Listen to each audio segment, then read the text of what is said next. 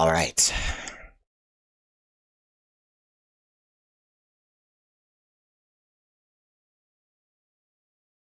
Let's get this show started.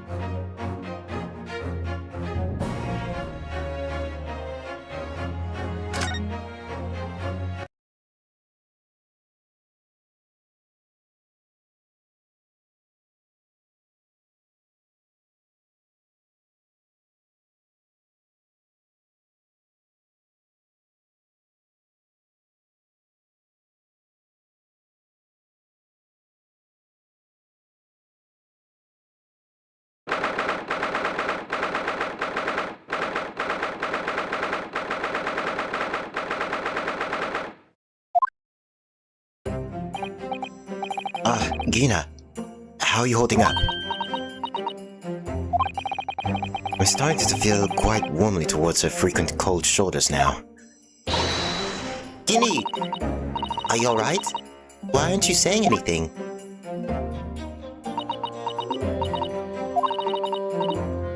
What's the point, why go to all this trouble and fight so hard for the likes of me?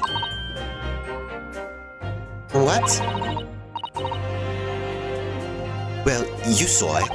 That picture. What picture?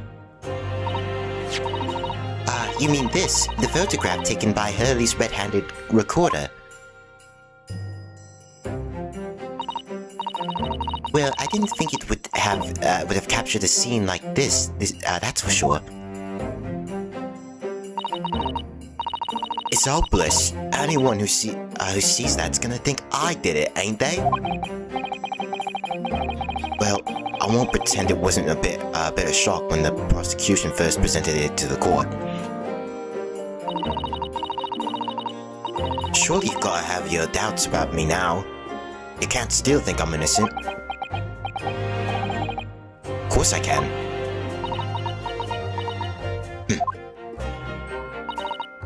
Ginny, why don't you talk to us? Tell us what really happened that night. Bruno's clearly managed to piece together a lot of new information, but still, we'd really like to hear it from you. Usually when they're quiet, it means that they did something wrong, that they thought that was wrong, but even though it didn't really happen, they made a mistake. Kind of like how Maya, in Justice for All, kind of like made that one, had like that one dream, and then like she thought she accidentally killed someone.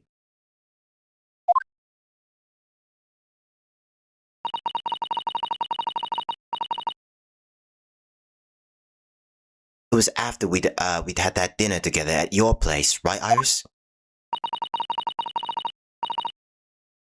Then we all had a chat up in your office, didn't we? Yes, I remember.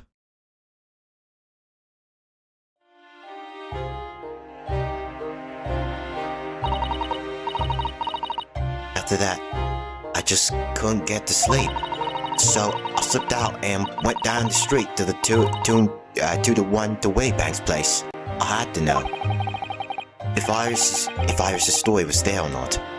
The Hound of the Bergsevilles.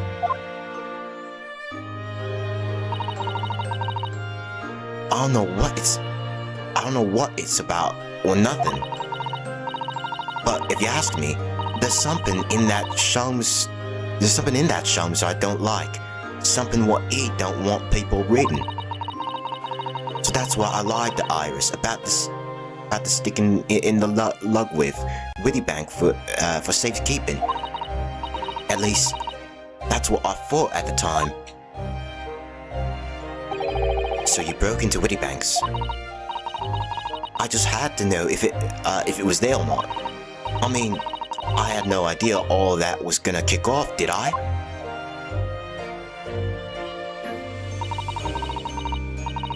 I struck the lock and snuck inside. It was dark as you like in there.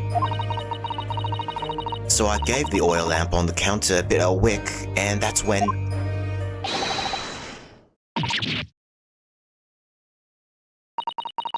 I nearly died. I did. And next thing I knew...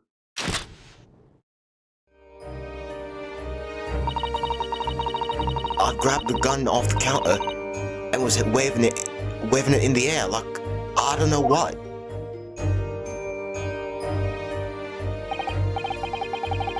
Oh, you're the girl who was here this afternoon. I don't think pickpockets went in for armed robbery. The manuscript. Have you got it here? I can't tell who's talking.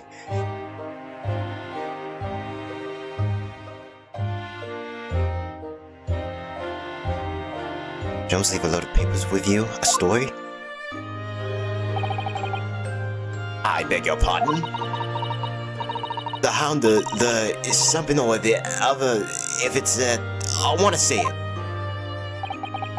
I'm sorry, young lady, but I'd sooner die than relinquish an article belonging to one of my customers. I don't want it.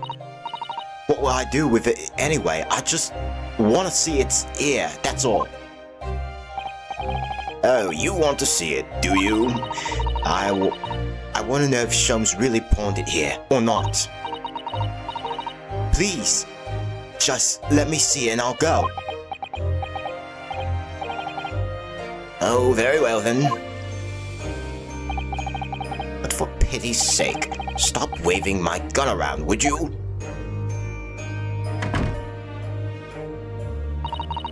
So then, the old cove unlocked the store door and we both went inside. And it was there, all right. The manuscript. Sholmes wasn't lying after all. You did all that just to check for me, Kenny? Anyway, then there was a bit of a kick-up out in the main bit of the shop. Salkin brothers arriving on the scene, yes. What was that noise? Someone's breaking in. Dear me, there's some burglars convention here tonight that I don't know about. I think I forgot to shut the door behind me. Sorry. I'd better go take care of it. Could I possibly have my gun back? Oh, well, I'll come with ya and... Now, don't be foolish, young girl. You must stay right here. Don't leave this room under any circumstances. And with that, he took the gun out of me hands and walked back out into the shop. I on my back in the storeroom, like he said, staring at me ears in the dark to hear what was going on. It sounded like they got into a bit of a scrap. I started to think I should help, see? So, I was just about to go out the storeroom myself when...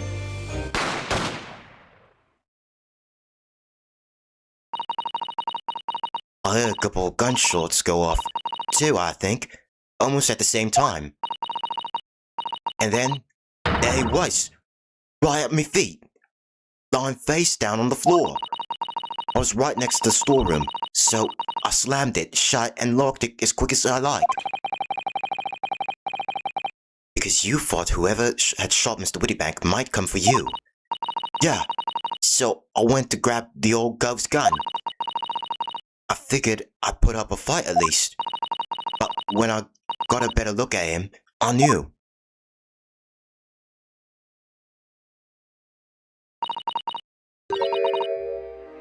Wittybank was a goner.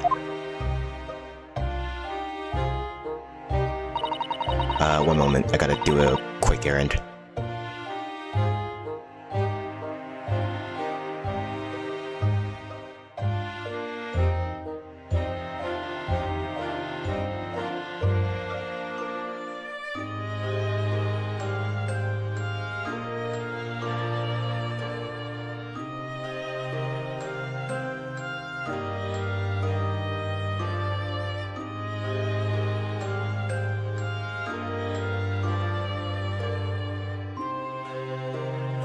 Okay, I'm back.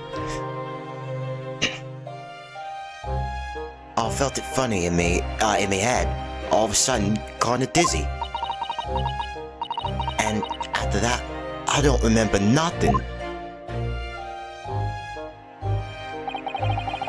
That must be when you passed out, Kina. If I hadn't done what I'd done, the old cove might still be alive. Did you tell the police everything you just told us? Of course I did, but they didn't believe a word of it, did they? All they said was if I keep telling lies, it'd make things even worse for me. Yikes. It'd be alright, Guinea. Don't worry. Just stay strong a little longer. Bruno's about to put the real culprit through the mill.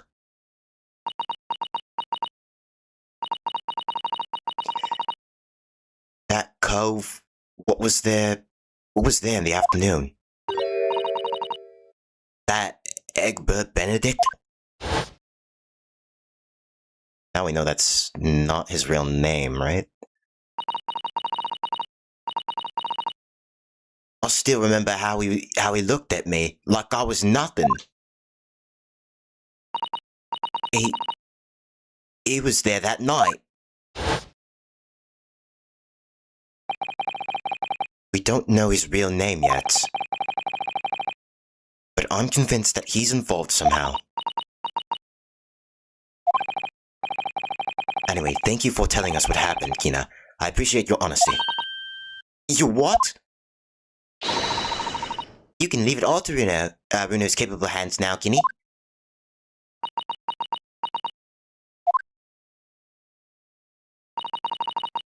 Mr. Odo? Yes? How come you trust me? I don't get it.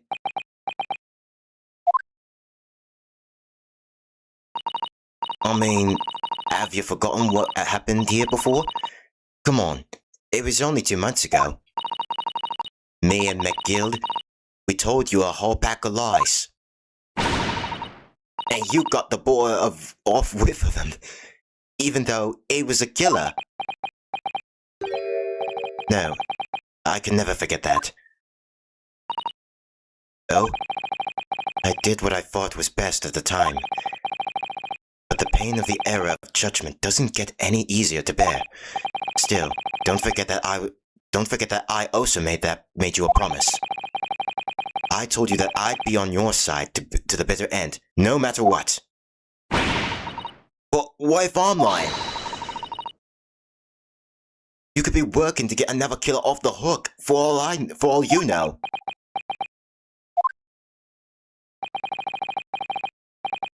I was once in your position, Kina. I was the accused in a trial. You were? Before I left Japan, I was accused of murder. And strange as it might sound, the circumstances of the crime were pretty damning. I was sure that no one would believe it wasn't me who'd done it. Oh, Runo.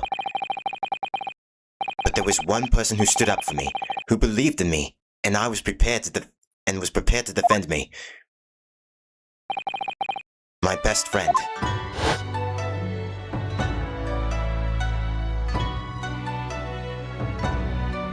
Ryunosuke, no one believes in you more than I do.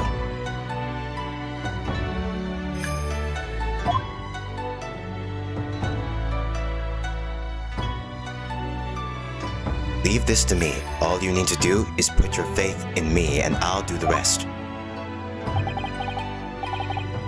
I was so happy, I cried.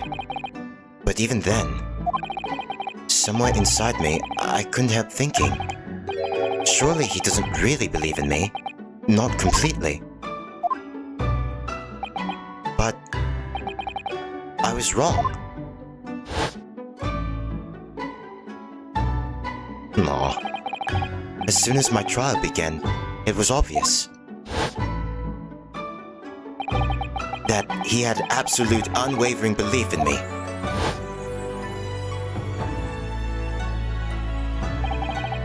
And in turn, I developed an absolute unwavering belief in him.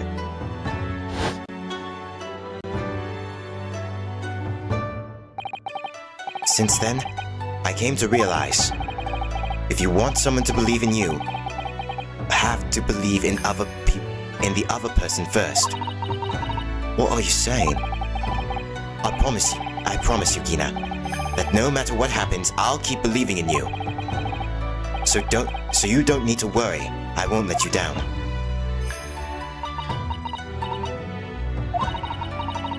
Even though I'm a diver and a no-good liar, you're not like McGill. I know that. That's right. You're our friend, Guinea. Iris. We know you better than you think. And we've come to the conclusion that you're someone we can trust. Yes. That's really all we need to know. Exactly. Mr. Nara Odo?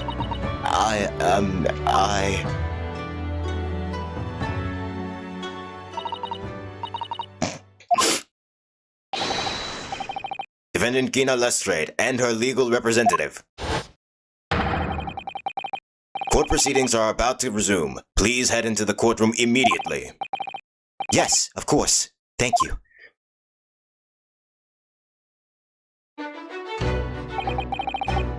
I'd been a defendant and a defending lawyer in my time, so I knew only too well just how hard it was to pull all your faith in another. And I also knew just how hard it was to bear the burden of another putting all their faith in you. This is at least the final chapter, the final battle. Wish me luck, Susato-san. And I hope you're watching over me too, partner. Aw. That is his weapon, belief.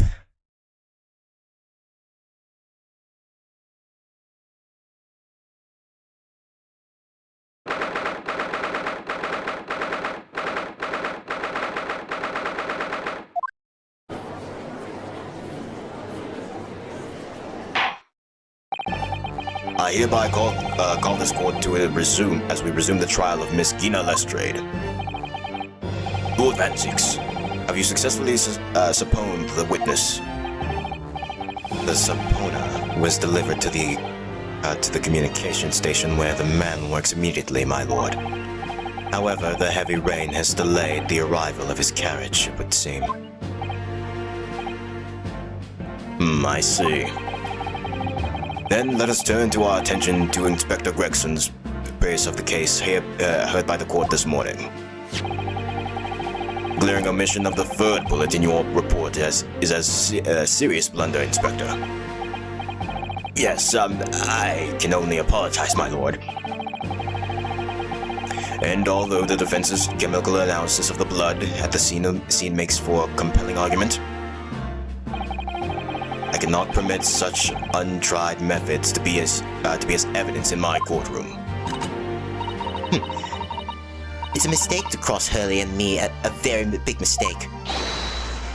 My lord, the suspended witness has just arrived in the building.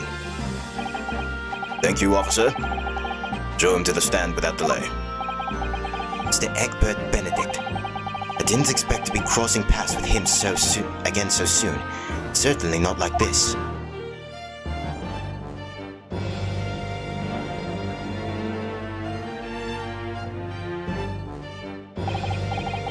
Thank you for complying with the court's subpoena at such short notice, sir. But of course, my lord. As an upstanding member of the London Society, it is my pleasure to oblige. Now, kindly state your name and occupation for the record.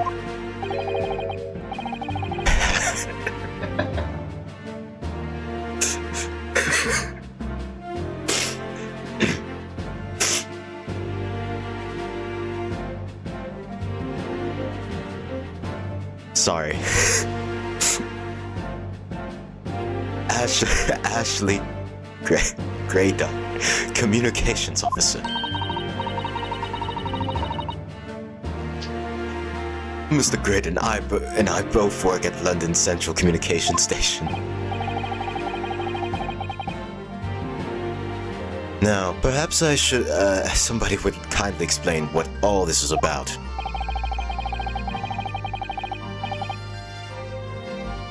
You were apprised of the situation by the court officer on your way here, I presume. Yes, I was. Something to do with a murder that took place at a pawnbroker's on Baker Street. And some nonsense about me having been there on the night in question. That is the accusation, indeed. This really is beyond a joke, you know?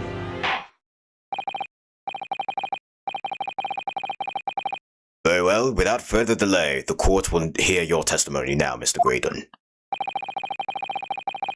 You will respond to the accusation made against you under oath. Look at him getting jiggy with it. Gladly, my lord, gladly.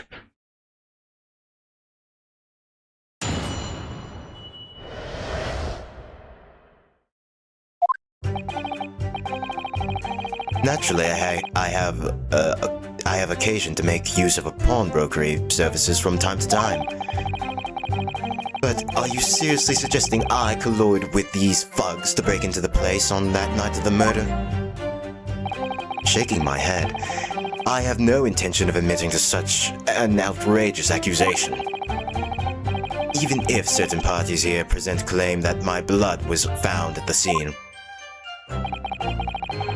Some scumrug's detective's homebrewed tincture can hardly be taken as serious evidence.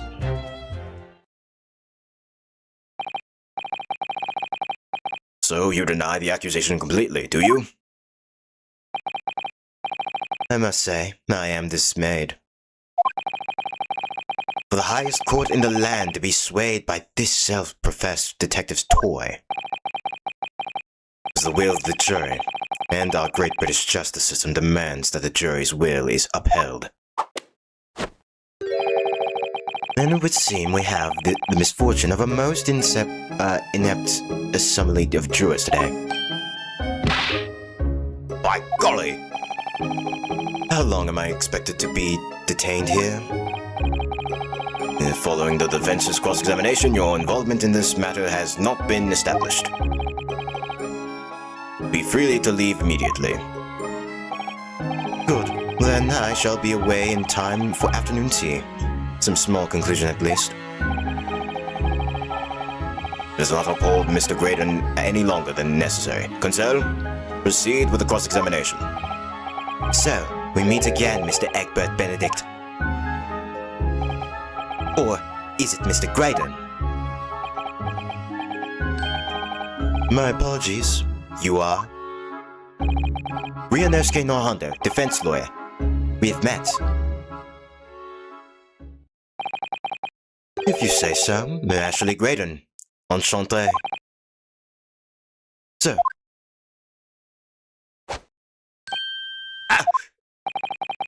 I trust we can conclude this quickly. But I'm not holding your flashy hat while we do.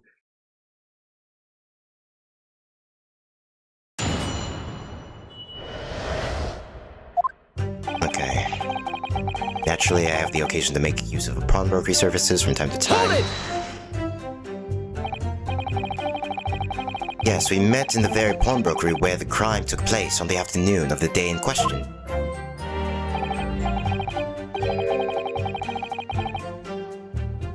Though, of course, you introduced yourself by a different name at the time.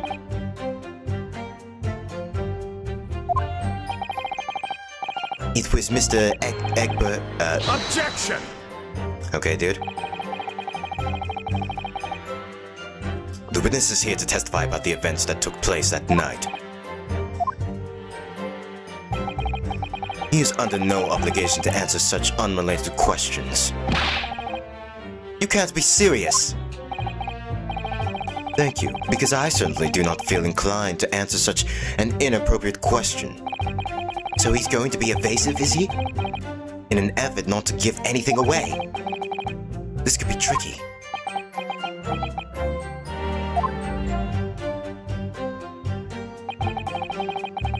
Seriously suggesting I concluded with the thugs to break into the place on the night of the murder. Hold it!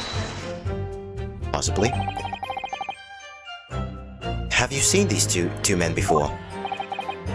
This pair? No, I don't associate with criminals. Said by a man who introduced himself as Egbert Benedict. I'd like to know who I have to thank for this. Who made this outlandish accusation against me? The young lawyer there in the black. This is a farce. Whose idea was it to permit an outsider to work in a British courtyard anyway? Well, needless to say, I have no intention of admitting to such an outrageous accusation. Where were you at around 1 in the morning on the night in question, sir? That is past the hour at which I would normally retire. Certainly. He keeps looking at them. I was not in the company of these rapscallions. You're able to prove that? Objection! Listen carefully, my learned Nipponese friend. For you appear to be under a gross misconception here on this point. What do you mean? The witness maintains he was not at the scene of the crime. He has no obligation to prove his absence. If your accusation is that the witness was present at the scene, the obligation lies with you to prove your assertion. You will fulfill that obligation before putting any more unreasonable questions to the witness.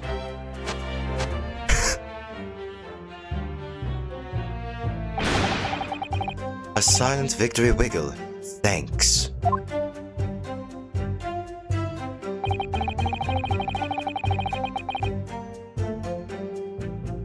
Even if certain parties here present claim that my blood was found at the scene, Hold it!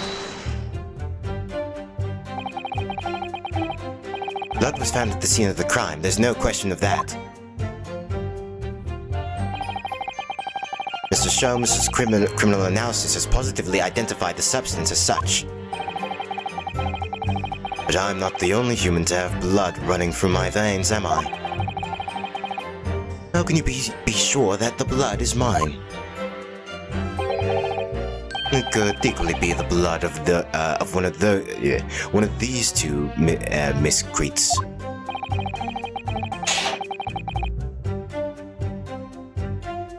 Every individual's blood has a slightly different composition, it seems.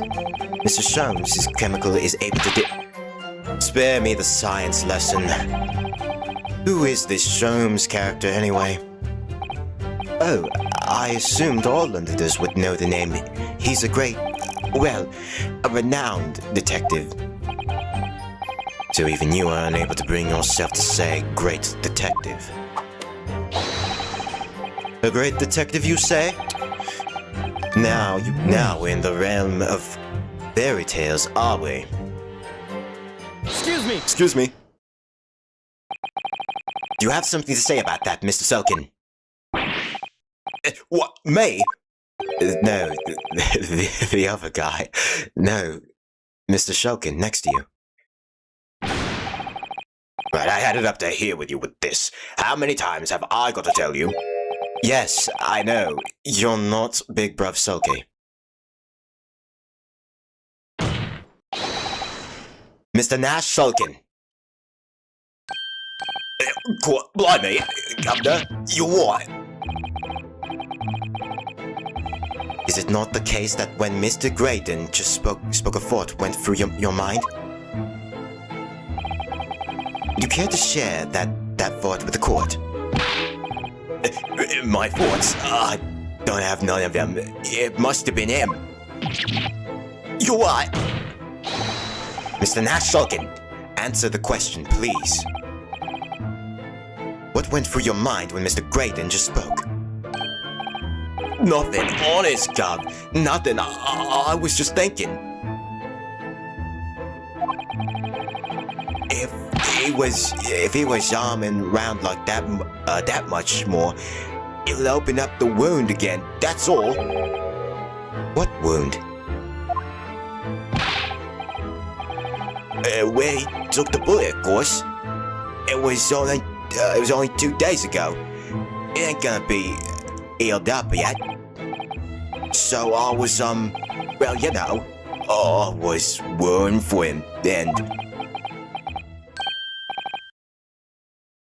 Oh, hell's bells! Mr. Graydon, did you hear that? What? Your comrade is worried about you, it seems.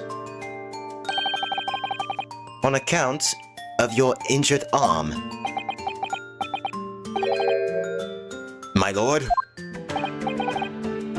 Yes, Mr. Graydon? I have no idea what these two wretches are talking about. Certainly, I shouldn't be expected to answer anything in relation to their mindless insinuations. We know that someone other than the victim was hit by a bullet at the scene of the crime 2 nights ago. And from the height of the bullet hole in the end wall, that person was likely hit in the upper arm of the thereabouts. Perhaps you'd allow a court official to examine your arm, sir. The left arm that you're currently collapsing with your right hand as if in pain. No, I refuse. You have shown no evidence whatsoever that...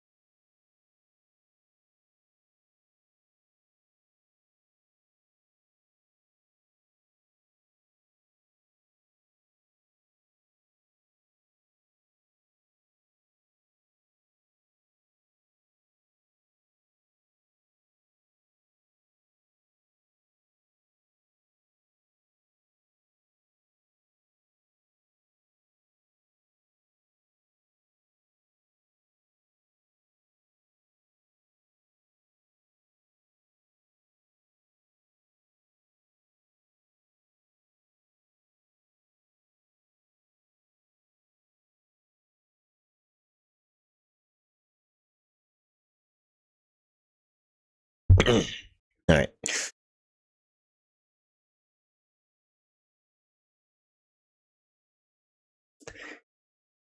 You show no evidence whatsoever that links me to these common thieves. Accordingly, I am not obliged to permit any such invasion of my privacy. As I've already said, I'm completely uninvolved in all this. I've never had anything to do with the pawnbrokery where this fellow was killed whatsoever. I take offense at the insinuation that I was in any way involved. Claim to have had nothing whatsoever to do with Mr. Whittybank's pawnbrokery. My lord, the defense would like that last statement to be added to Mr. Graydon's formal testimony. Very well, Consell. Continue with your testimony, Mr. Graydon. Okay. The bottom line is, I've never had anything to do with the pawnbrokery establishment where the man was killed. Okay. There's obviously a clear contradiction there.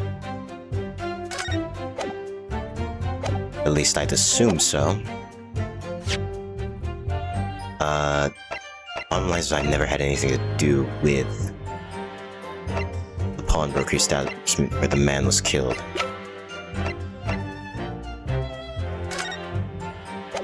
That is false. Objection!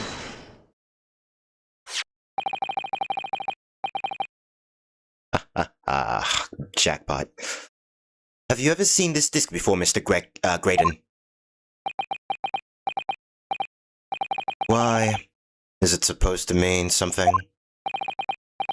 This disc was until the day of his murder in pawn in Mr. Wittybank's shop. It was redeemed by the defendant, Mr. Miskina Lestrade, that afternoon. However, somebody mysteriously appeared to try to take it from her. And that somebody was you, of course. Wasn't it, Mr. Graydon? As I have reiterated numerous times now, you are mistaken. It was not me. I've never seen that disc before in my life. It may have escaped your notice, but there is a small smear of blood on the disc. Ah, yes, resulting from an abstraction of the thumb, perhaps. Correct. That's right. The surface of the disc is covered in hundreds of tiny metal bumps. In the skirmish to acquire the disc, the thumb of the person who tried to take it suffered minor restrictions. So, while the disc bears the remnants of that skirmish in the form of this smear of blood, the thumb of the person in question must bear the remnants also in the form of a scratch. Good gracious, indeed it must. Mr. Graydon, you refused to allow a court officer to examine your arm before. Are you now going to refuse to allow us to examine your thumb? Because I have no doubt that it bears a small scratch consistent with the smear of blood on the disc. Well, well. It would seem I underestimate you. What is the meaning of this? So you admit it now? You admit you have a scratch on your thumb from when you attempted to take the disc from the defendant.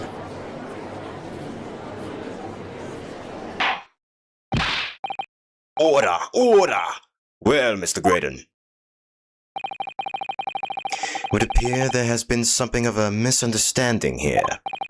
I did not attempt to take the disc as you put it. No, quite the reverse. What are you trying to say? It's quite simple, you see. The disc was mine from the outset. Is there some crime in taking an item that you own out of pawn? What? It would seem, Mr. Graydon, that in this piece of evidence my learned friend has established a link between yourself and the incident. Accordingly, you will tell the court everything you know about this disc now. As you wish, though I'm quite sure it has nothing whatsoever to do with the pawnbroker's murder.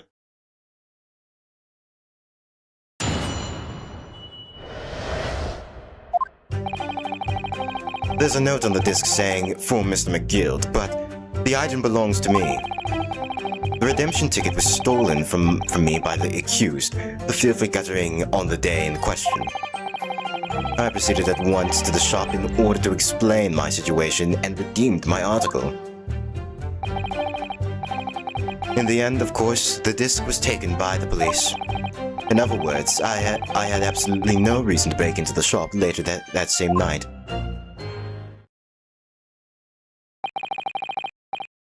Did I hear you correctly, sir? McGill, you say the famous London philanthropist? Yeah, the guy that burned to death in that fire. who perished in this very courtroom 2 months ago after being acquainted of a distinctly messy murder? Yes, my lord, the one and the same. Good lord, Mr. Graydon. Are you saying that Mr. McGill and yourself were acquainted? Yes, that's correct. Why would he admit to that? That's only putting himself even further down the grave. Order! Well, I certainly didn't expect to hear that name uttered here in my courtroom again. According to what Gina told us, the disc was placed in the pawn and on that fateful night 2 months ago. McGill himself gave instructions to deposit it at Wittybanks. It's funny that Mr. Graydon here is claiming the disc belongs to him then, isn't it? In all likelihood, he's lying. So he appeared that afternoon at Wittybanks in order to get his hands on McGill's disc for some reason. Mansell, you consume your cross-examination, please.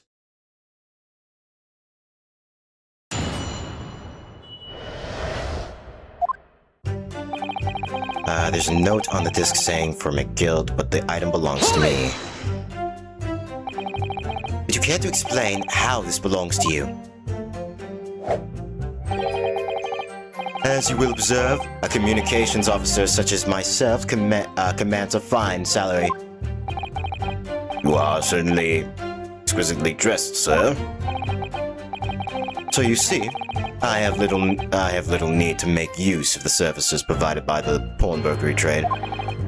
However, I did find myself in differences having misplaced my purse while on an errand, which is why I pawned my fine black overcoat to the broker in question. You claim that was your overcoat? Obviously. And in my haste, I clean forgot that the music box disc was in its pocket.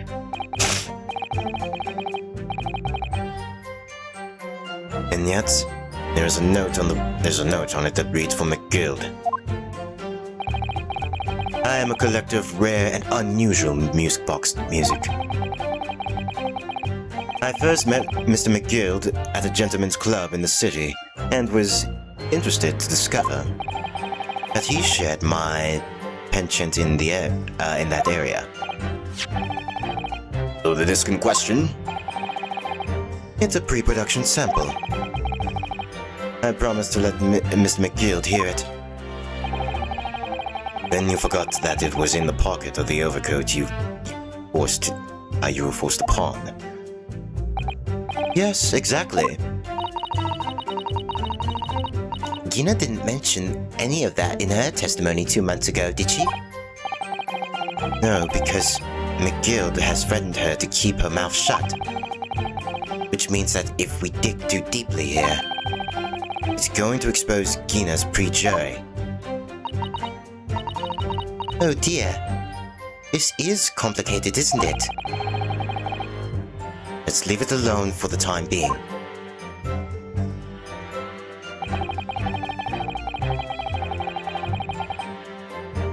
The redemption ticket was stolen from the...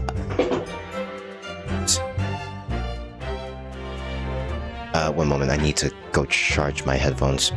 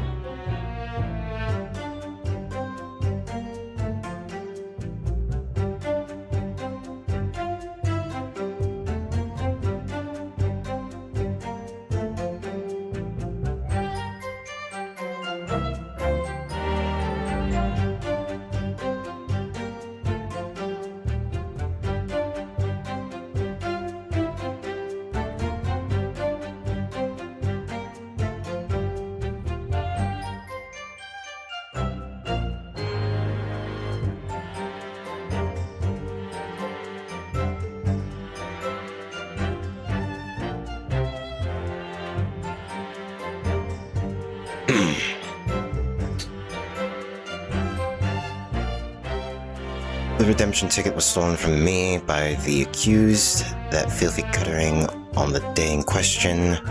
Hold it!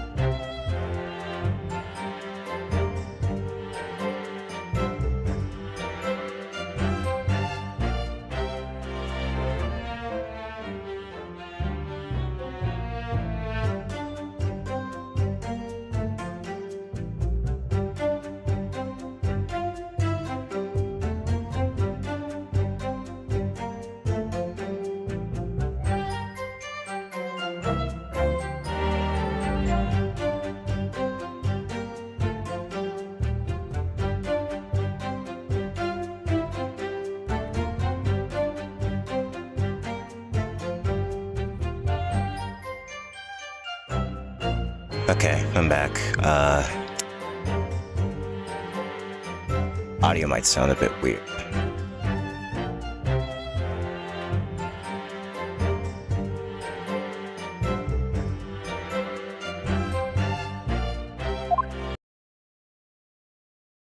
Oh, what? Oh.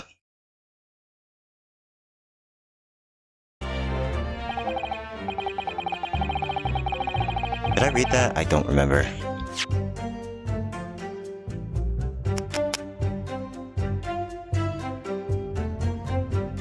So you're saying that Miss Lestrade lifted the ticket from your pocket or bag? That's right. Despite being mindful of danger when walking in cell filtration's area, her kind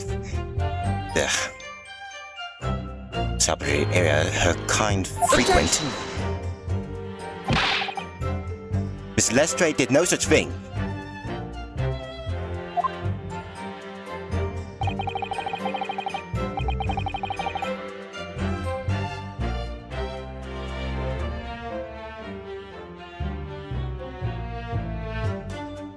Well, of course you would take that stance, but the girl is a regular offender. You came to the pawnbroker that day prepared with all the information you needed to identify the defendant. You were looking for her. That's what brought you to Whittybanks. To get your hands on Mr. McGilld's disc. Objection! My learned friend is a veritable font of nonsense. Nonsense? I concur with the prosecution. Cancel. We'll refrain from conjuring in this way. Is that clear? Yes, my lord. And I will continue with my testimony for what possible use it can be. I proceeded at once to the shop in order to explain my situation and redeem my article. Oops. Hold it! Had you ever been to Whittybanks before?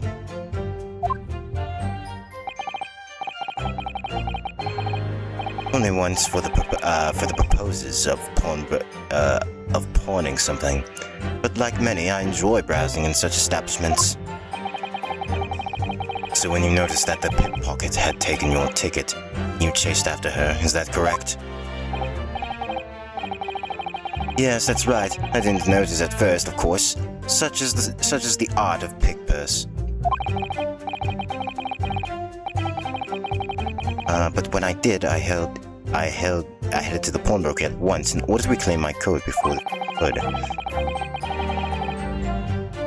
It's merely trying to recover what was rightfully mine in the first place. He can say what he likes because he knows we have no evidence to contradict him on this.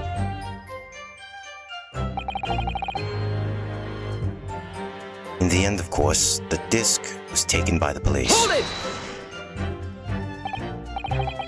Yes, it was taken by Inspector Gregson here, wasn't it? That's right. This was the very man. Apparently, the police are collecting anything that has a connection to Mr. McGill as evidence. Excuse me! Excuse me. Is something wrong, Inspector? What do you mean? The last remark Mr. Grayton made in his testimony seemed to trouble you in some way. No, it didn't. It's nothing. Leave it alone. Let me ask you this, Inspector. Why is Scotland Yard gathering McGill's possessions? I can't tell you something like that, Sunshine. What is it, Inspector? Investigate secrets? Yes, exactly. You should know all about that. Magnus McGill, who died so unexpectedly after his trial 2 months ago. A man renowned throughout the capital of his great contributions to public life, yet he had a dark side too. Where are you going with this, Vanzix? I suppose the police are dealing with the aftermath of his nefarious activities, are they? That's enough! Coppers like me have duties to carry out that we're not at liberty to talk about. That's all you need to know. Duties confirmed by Lord Strongheart, I presume. The Lord Chief Justice appears to have great faith in you, Inspector.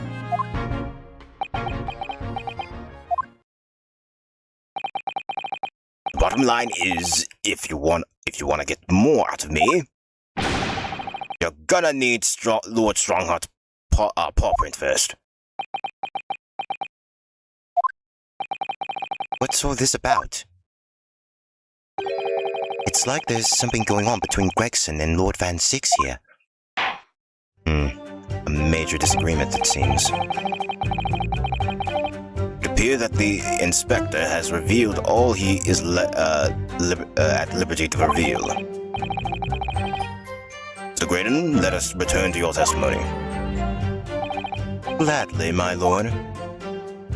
Okay, well, that was a bust. In other words, I had absolutely no reason to break into the shop later that same night. Hold it!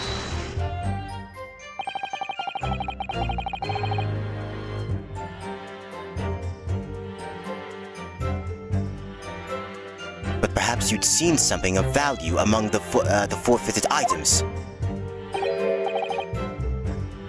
No, not at all. Oh?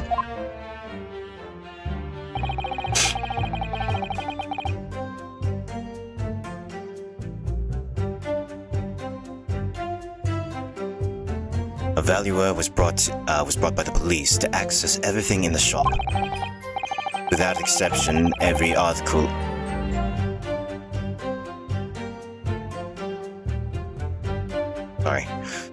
Without exception, every article in the shelves was common to garden bric-a-brac. In that case, it's clear. Had you broke into the shop later that day in order to recover Mr. McGill's disc? Have you not been listening, man? Even if I had wanted to recover the disc, you may recall that it has been seized by the police that afternoon. It was no more in the shop than that night than I. As I keep saying, I simply had no reason to break in. So there was nothing of McGill's left in the shop that night. Nothing this man might have been after. I wonder if that's really true. You know, if you have some evidence, then let him have it. I'm dying to see that integrally assured expression of his crumble. Gill slipped the disc into the coat pocket and had it deposited at Wittybanks. Then, when he realized he was going to be arrested on the suspicion of the omnibus murder, he threatened Gina and forced her to take the redemption ticket. There's no doubt about it that witness is lying through his pearly white teeth. Police were obviously after anything left behind by McGill's swell. That's why Inspector Gregson ended up taking the disc into custody that day. But Greggy's being very strange about all this. There must be a reason for that. Sure, I just don't know what it is. Now, I need to focus on exposing the fact that Mr. Graydon is lying in his testimony. Got to present something here. It's probably the last two sentences. In the end, of course, the disc was taken by the police. It's true. In other words, I had absolutely no reason to break into the shop later that same night. Okay. Ticket.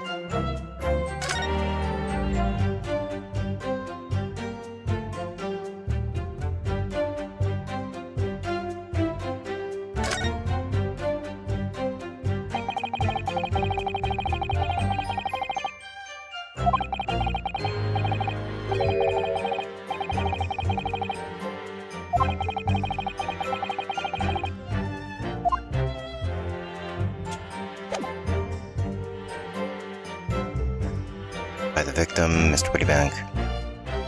And shop written on the nose with a photograph.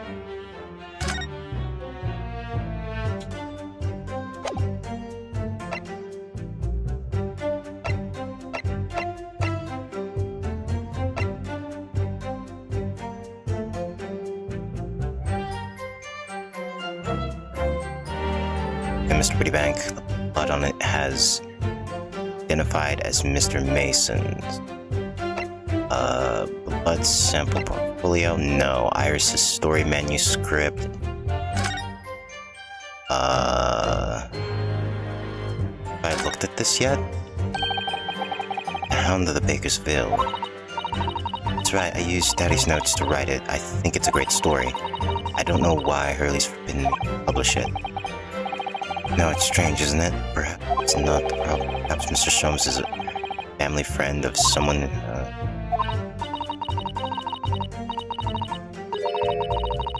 Hounds of Narhondos. I'm fairly sure that Mr. Sholmes is a good...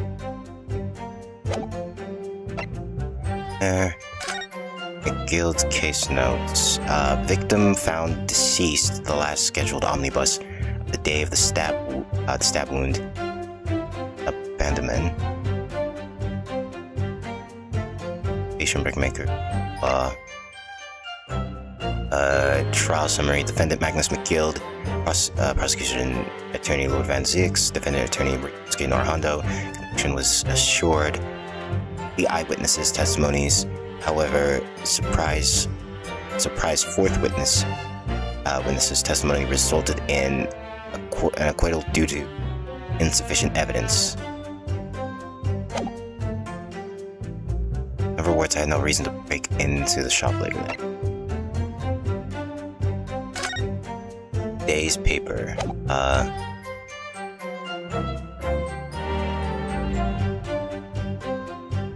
Contains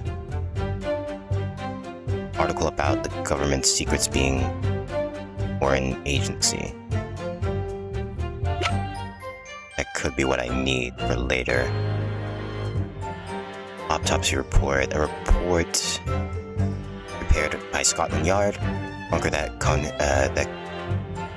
that confirms that the instant death due to a single bullet wound from the back are no other signs of trauma.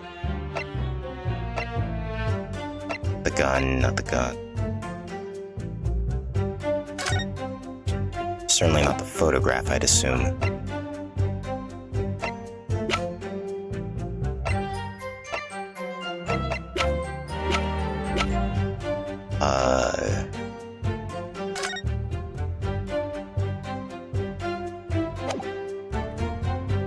Not the stereoscope.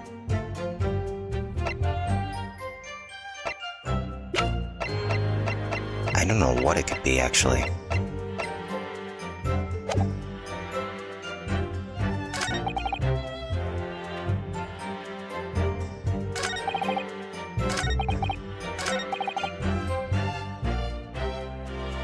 I proceeded at once to the shop, explained my situation, deemed my article.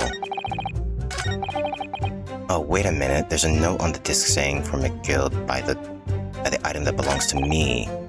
Redemption ticket was stolen from me by the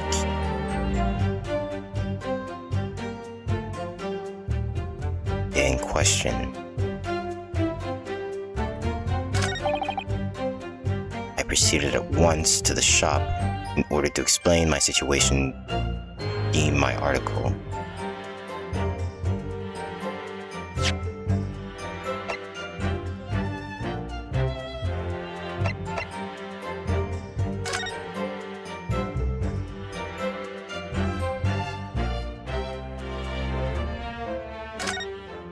blood was this again? It was blood. It was a blood stain like we suspected.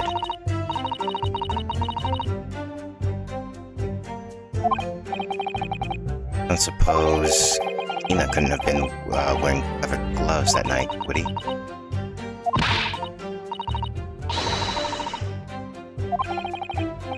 Could be wrong, but I'm okay. Yeah, this should be the one then. The pawnbroker's ticket. Redemption ticket issued from the pawnbroker by the victim.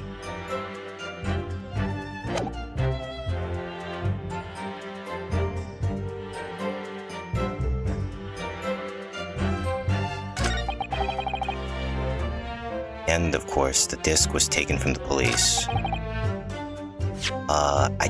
Question is, I don't know where or when to present.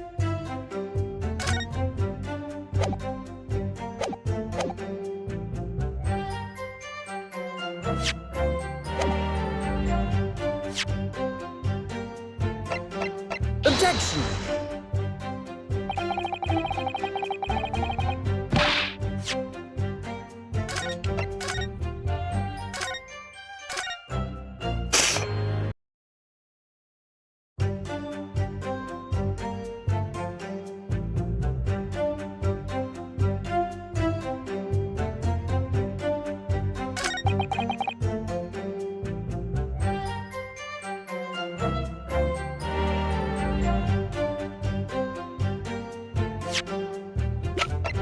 Look at the disc, actually. A metal disc that played in a mechanical music box. Smear of the blood on it turned green. Analyzed.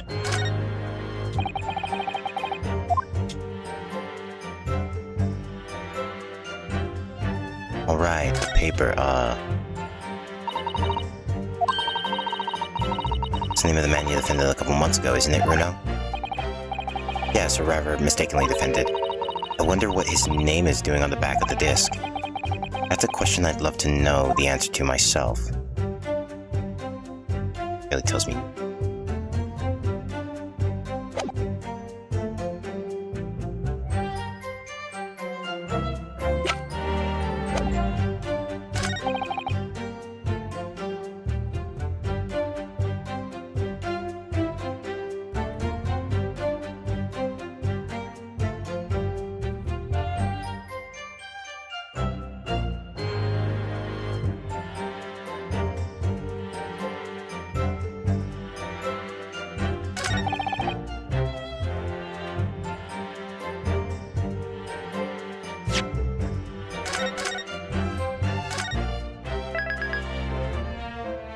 Okay, I think it might be here.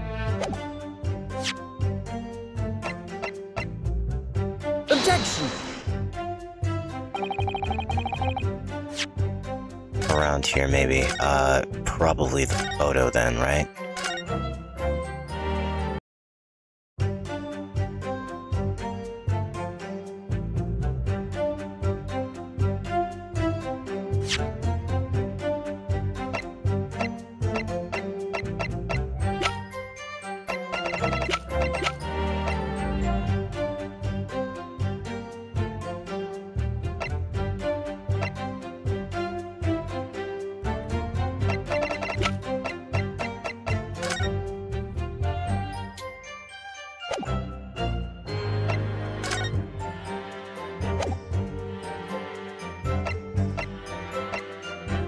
Objection!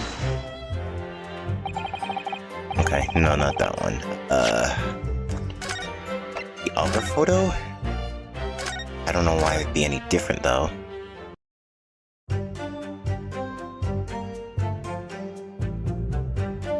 Or maybe it needs to be on the last one, specifically. I'll do the other photo just in case, though. Objection! Yeah, no. Alright. I'll try the last one, then. The last statement.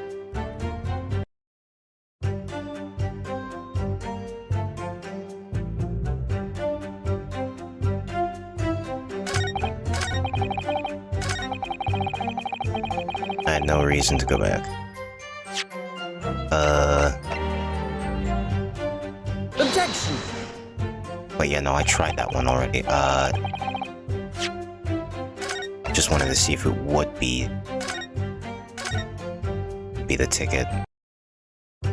Most likely it would be the photo then, right?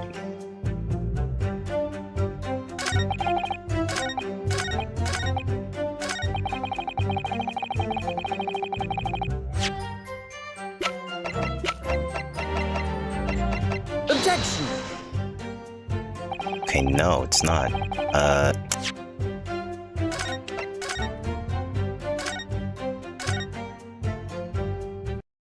And what else could it be?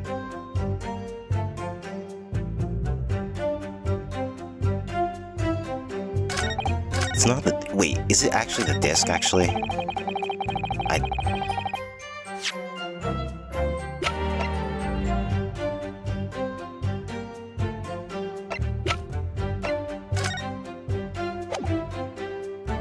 Objection!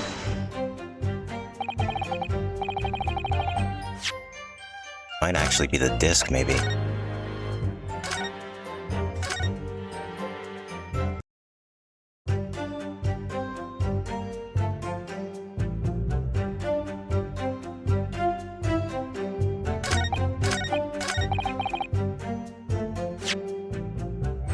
In other words, I had absolutely no reason to break into the shop later that same night.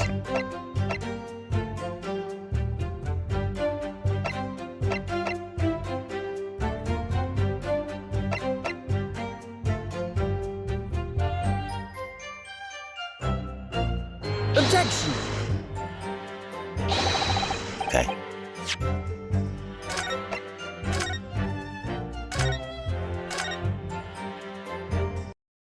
There's something I'm missing that I'm not seeing.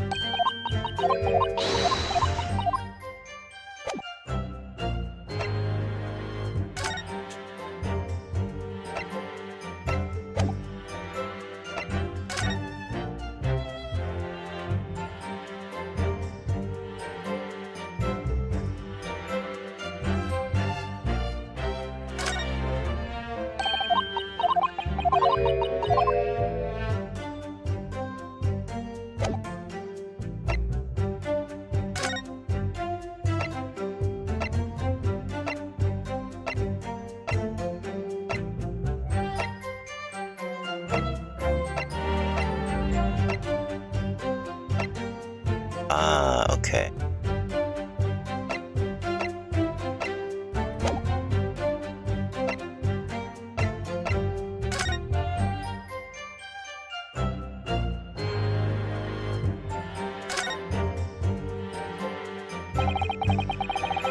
Mr. Wittybanks appears to have some... It's hard to know what's front and what's reverse.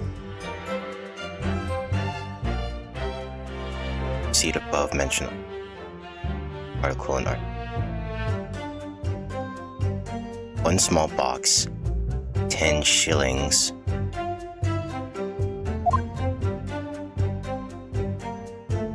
It's the way to clients.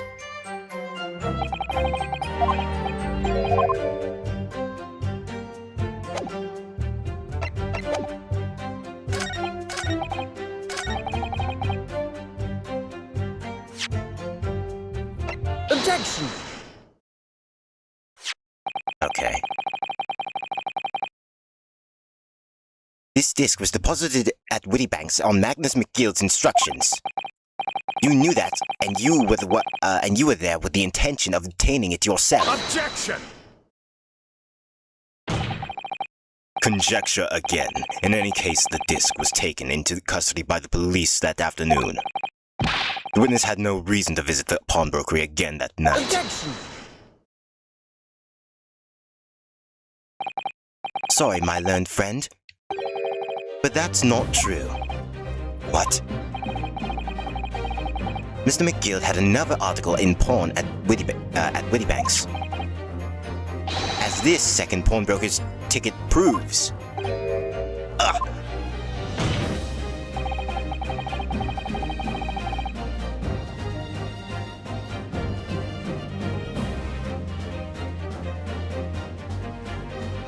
There were 2 articles belonging to McGill in Wittybank's pawnbrokery. And the reason you broke into the shop that night was to recover the second one. Together with your 2 accomplices, the Sulkin brothers.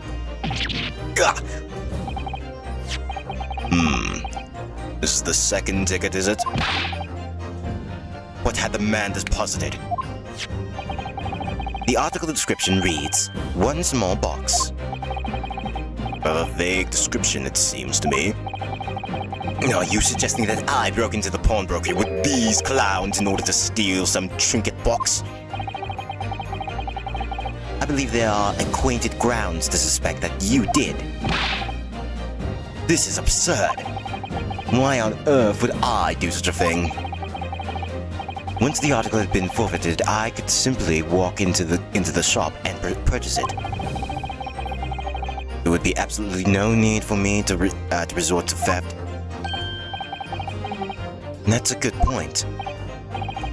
Indeed. The witness makes a solid argument. So that means that for some reason, this Graydon fellow needed the small box that very night, does it? Objection! It's time to put an end to this nonsense, my lord. Be a little less cryptic, Lord Van Six. I do hate to ruin my learned friend's argument, but the truth is quite incontrovertible. On the night in question, no small box was taken from the Wittybanks pawnbrokery. And rest assured, the prosecution can prove it. What? Good gracious! Inspector, show the photographic prints to the court, if you please. Yes, sir. What prints? These prints were taken from one of the detective's security cameras. Hurley's red-handed recorders again. As previously explained, using this plan of the shop layout. The victim's establishment was furnished with automatic cameras in 2 locations.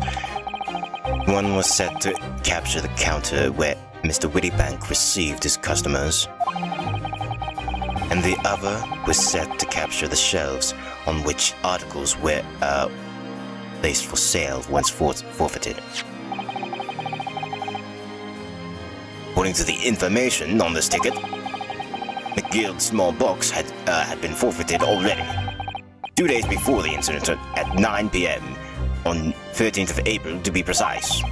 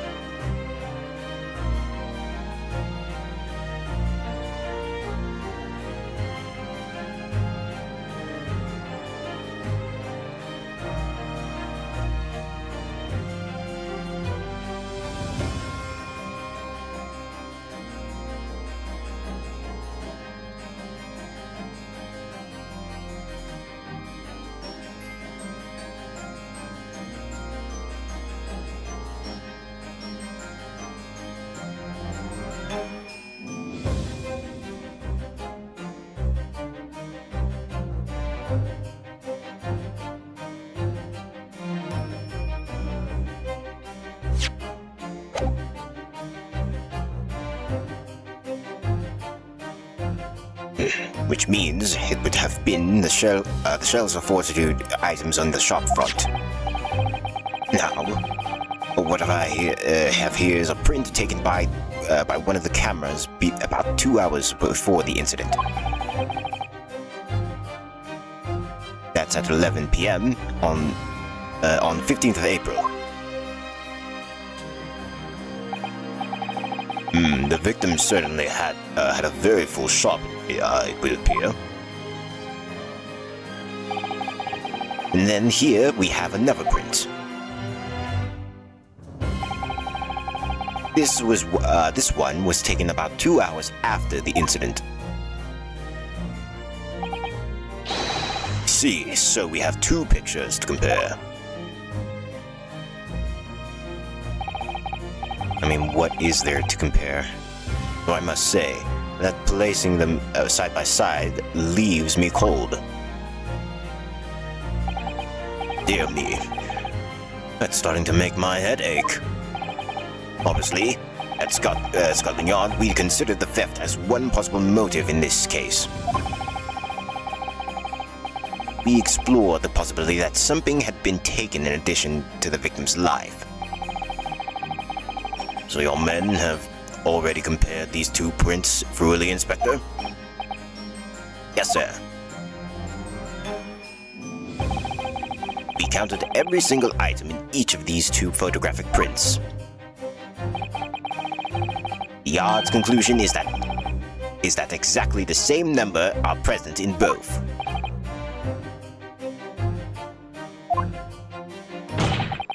In other words, nothing was taken from the pawnbrokery on the night in question, and my learned friend's assertion is nothing more than a hopeful fantasy. Ah! I don't believe it. If I could have just shown that he'd stolen McGill's pawn box, I might have been able to break him down at last. You know what, Bruno? I've been thinking. I wonder if these two photographs really are exactly the same. Oh, don't tell me. What? So, Gonzalo? I do the evidence put forward by the prosecution. What is your position? Seems that in fact on the night in question nothing was stolen from the victim's establishment. Do you accept the prosecution's assertion? I don't know.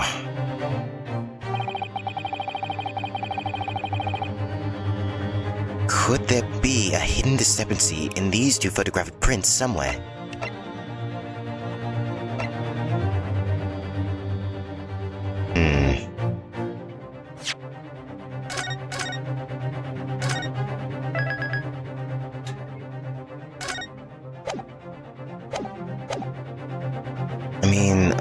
I need a better look, at least. Point out the discrepancy.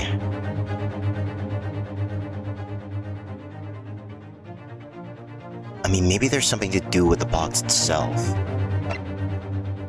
Or an item that's been misplaced.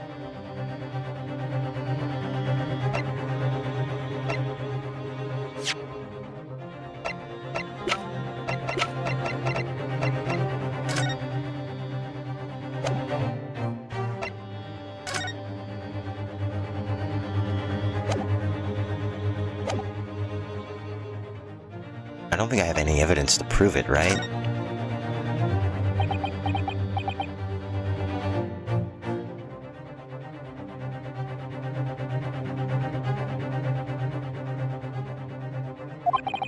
I wasn't sure at first, but there's a clear discrepancy between these two prints. What? Let's identify the location in question for the court, Gonzalo. Indicate the precise location of the discrepancy of which you speak.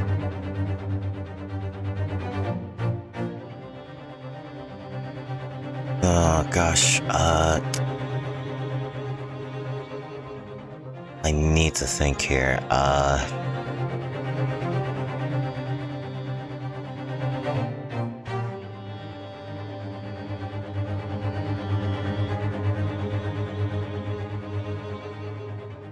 What could it be?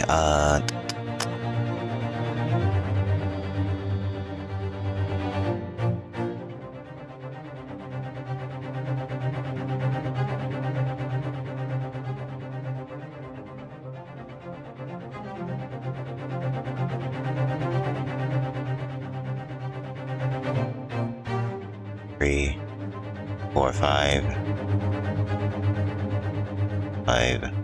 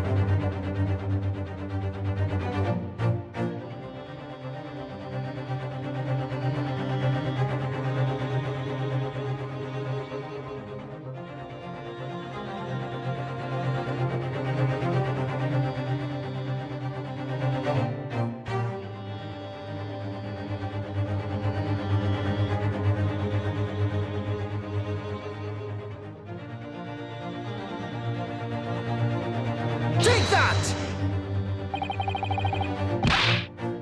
Objection!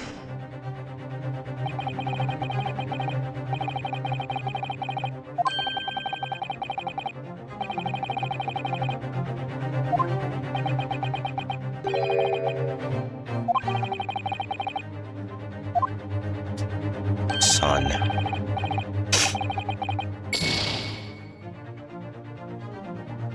The Great Ace Attorney, let's go. Yeah, I really like the Ace Attorney series. But I suck, man. What is it that I can't see? But I'm sure it's there. It's subtle, but there's a difference between these two prints. I know there is. Don't give up, Bruno. You can do this. So... yeah, okay. Don't know. Point it out. Do I really have to cross my eyes for this?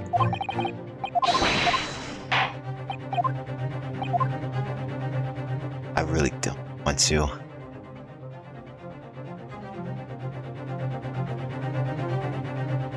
When I try to, like, my vision gets a bit blurry. It's kind of hard to, like, see.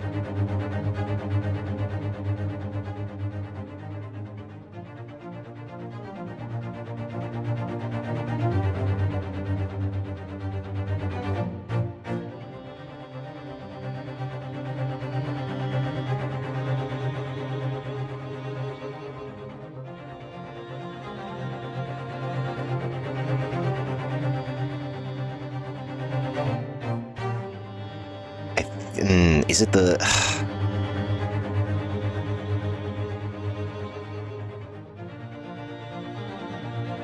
Is it the bottom shelf right here?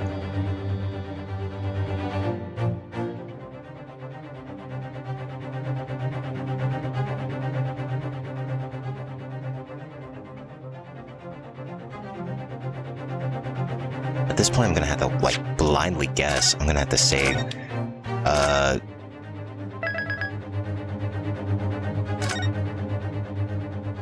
gonna have to blindly guess, I guess.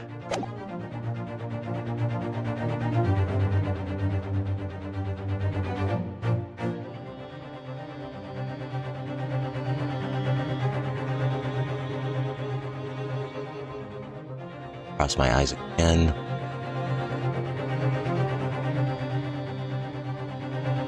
Take that! Objection!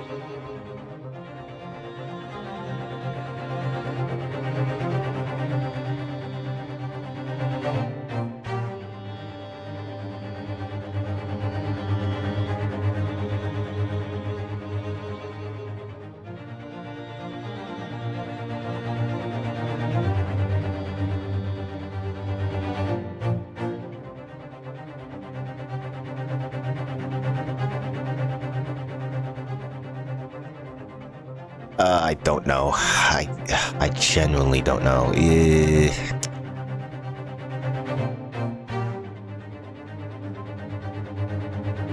What am I missing here?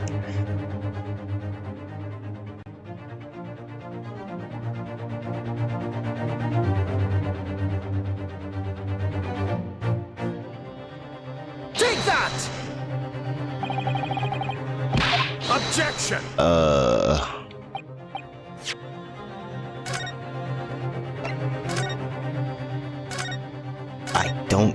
I don't see it.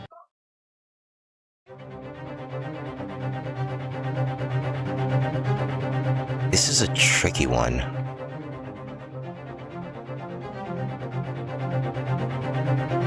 What if it's just the horse itself? Take that! Objection! You know, that was a reach.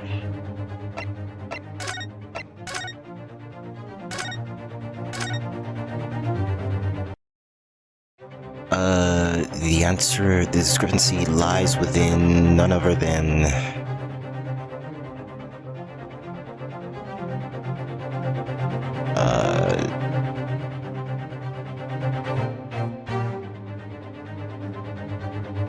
around here, maybe? Take that! Objection! Yeah, okay.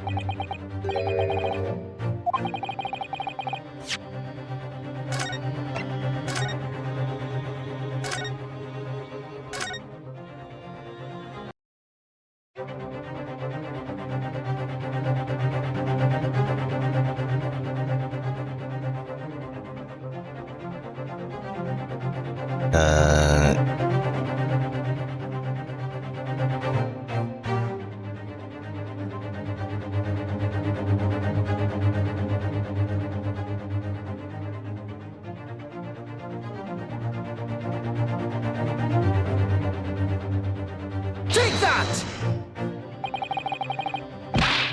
Objection! Nope,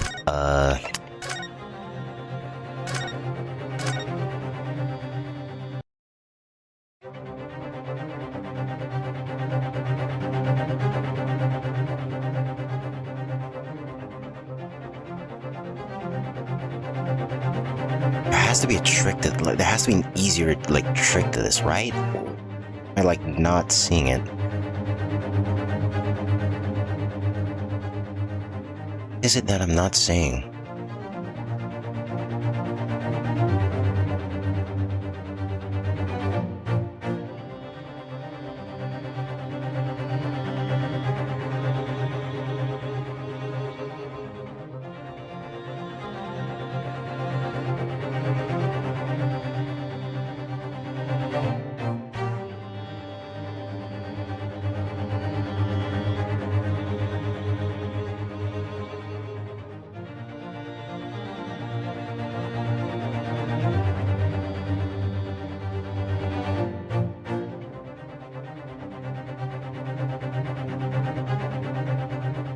Take that!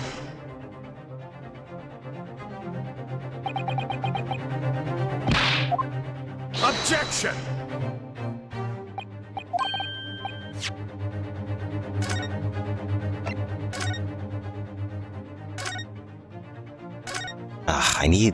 I need actual help for this. I don't know what it is.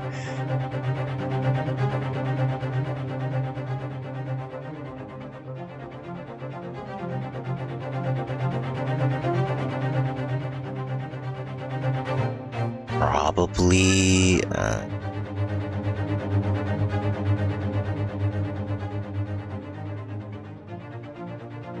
Take that! Objection!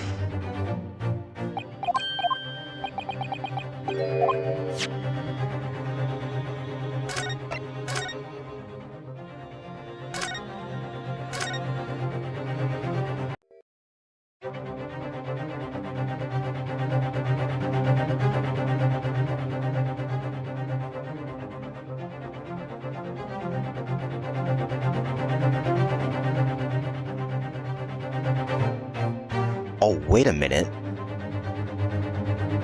Is this it right here? Take that! Objection! No, okay.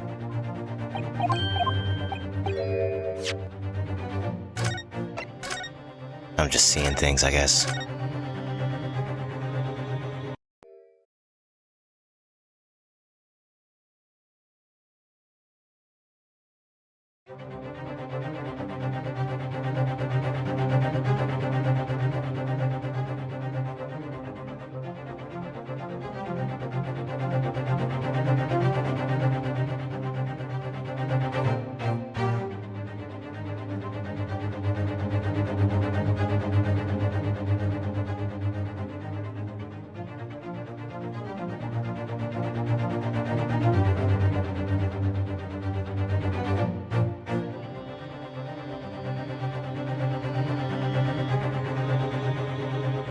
Take that! Objection!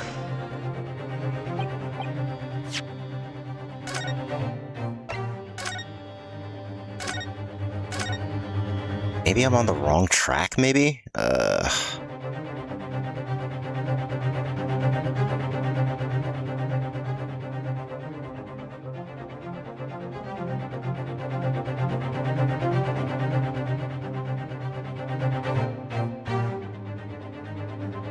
Take that! Objection!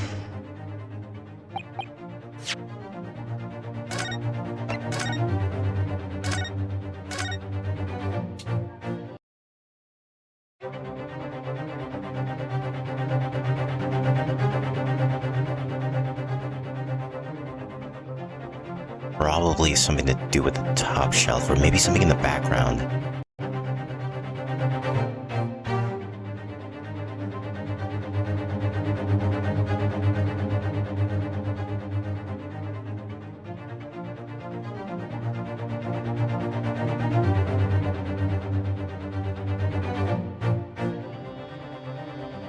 Take that! Objection!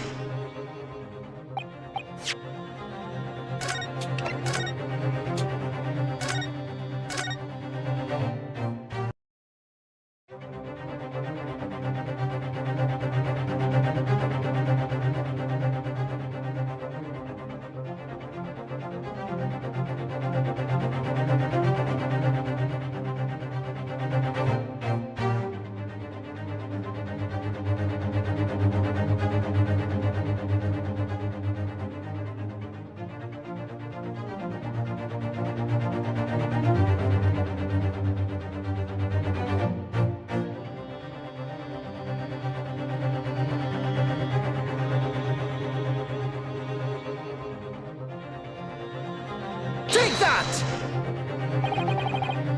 Objection!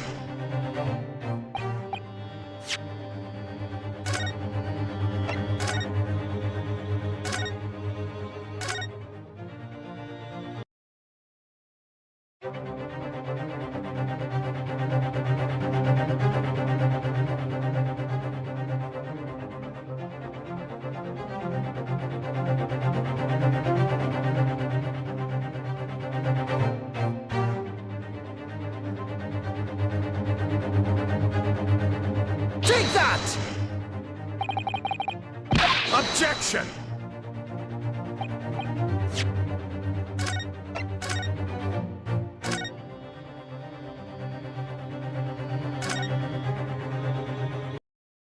I don't know.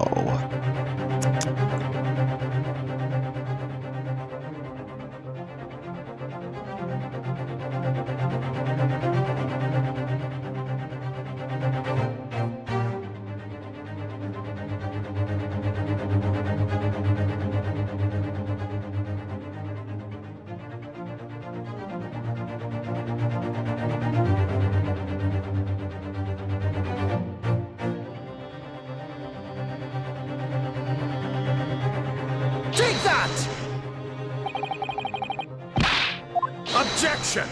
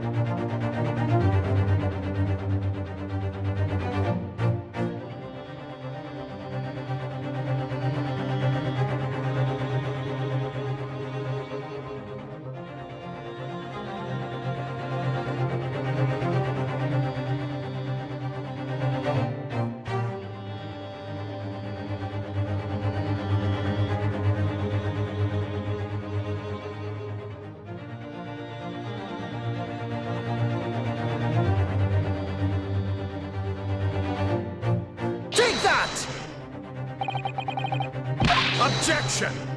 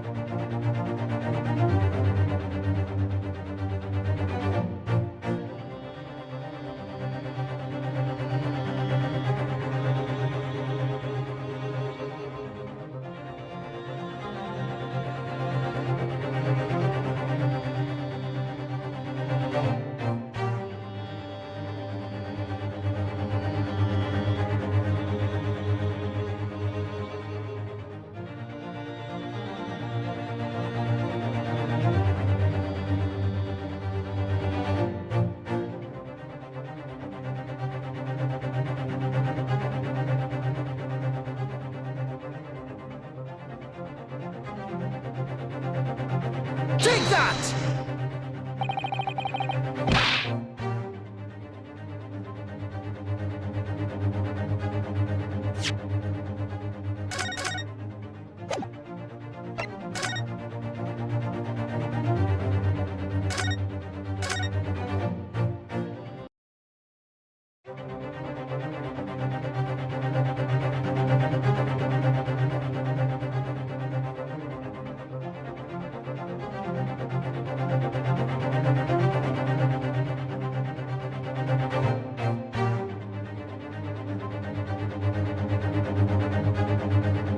Take that! Objection!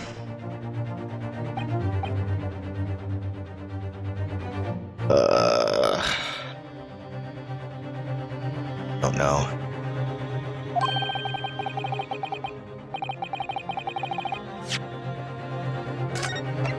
Try crossing my eyes again, see if that helps.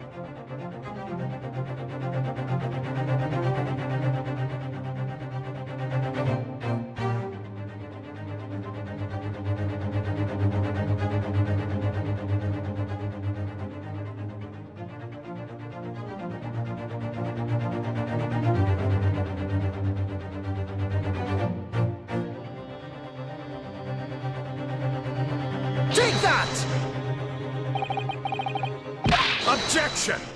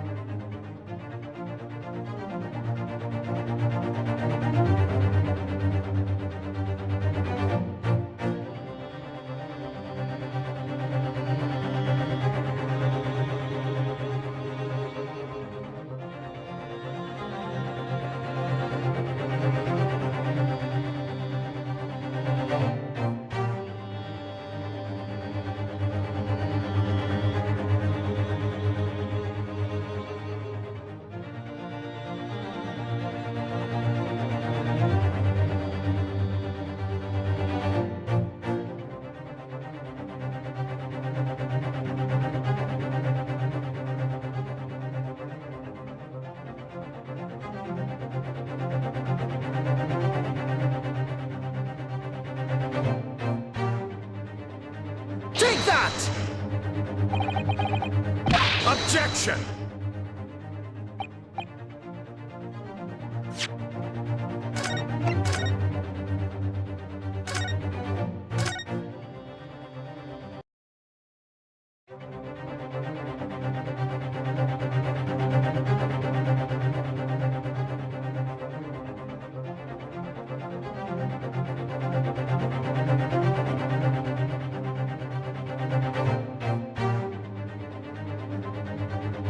Take that! Objection!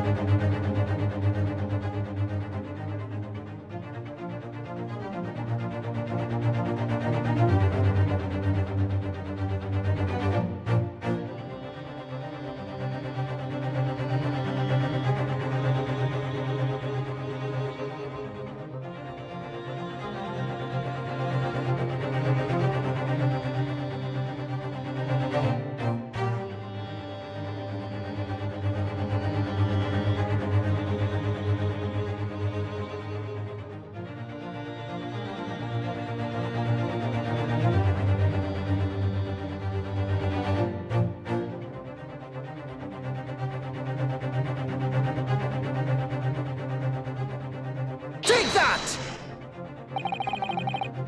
Objection!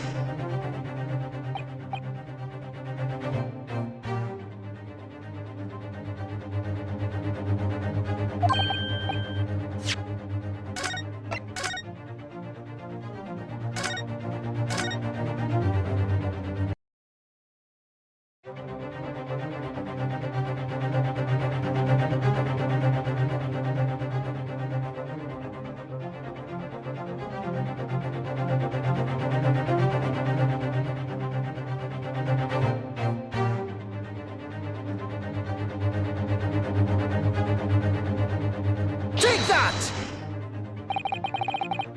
Objection!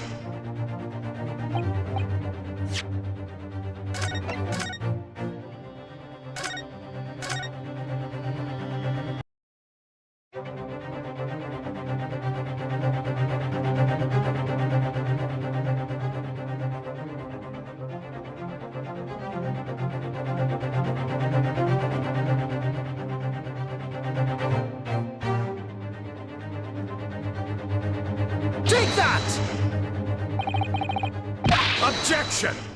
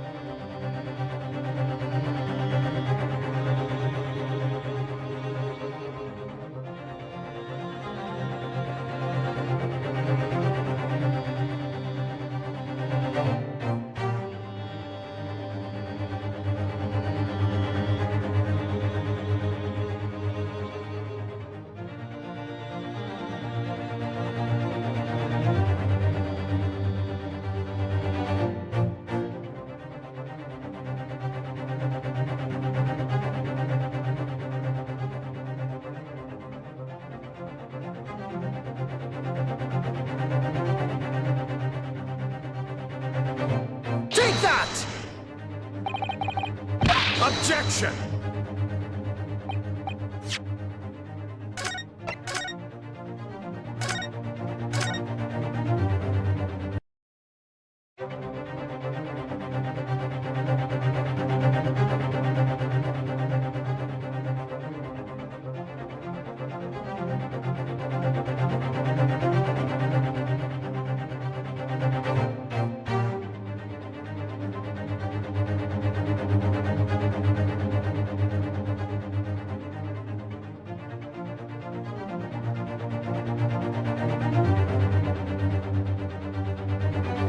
Take that!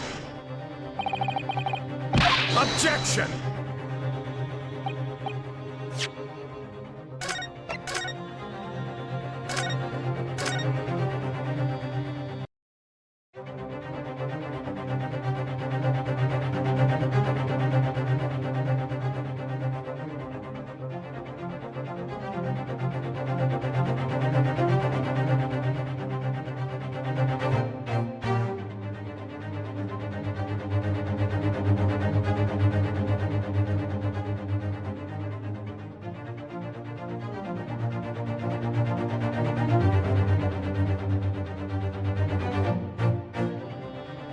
Take that!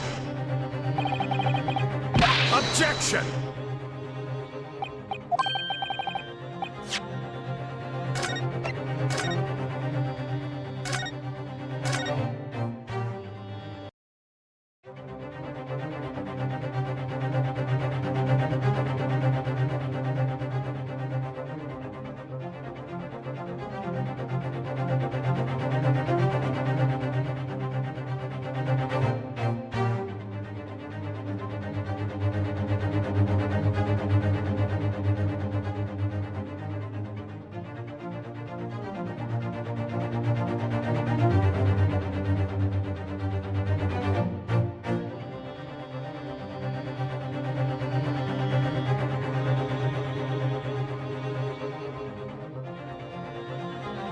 Take that! Objection!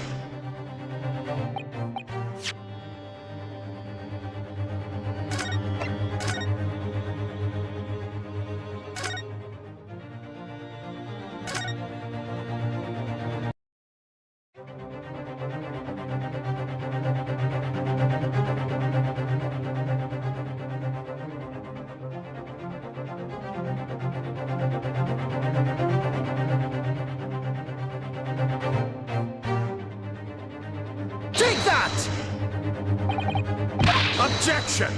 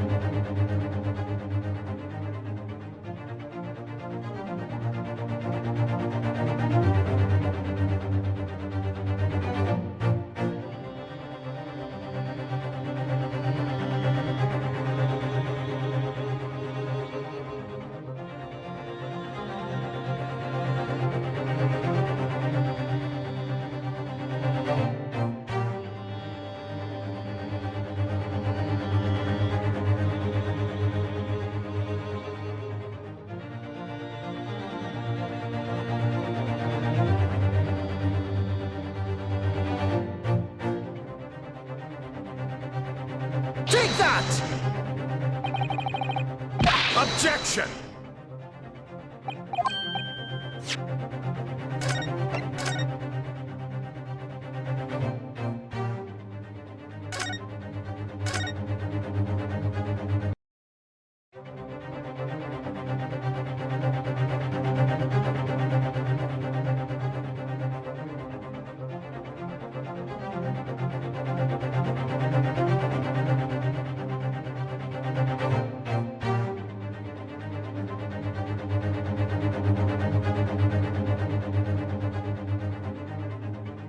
Take that!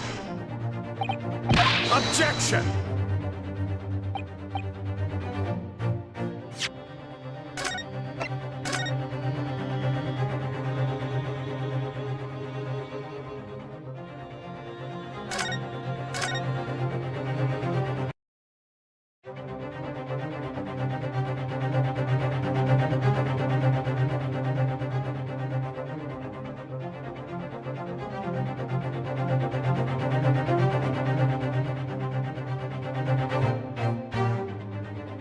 Take that!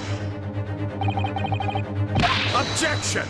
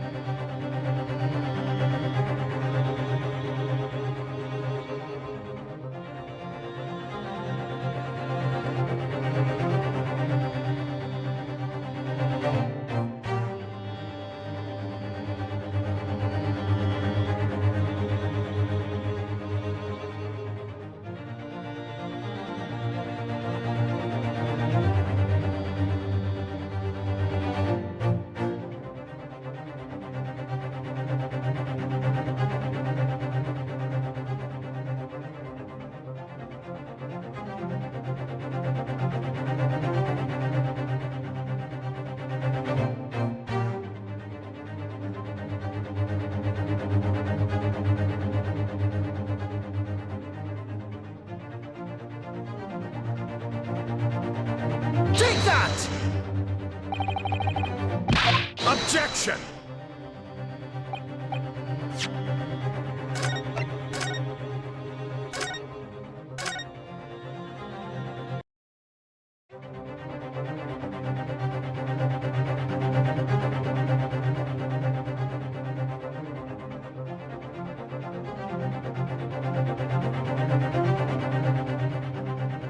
Take that!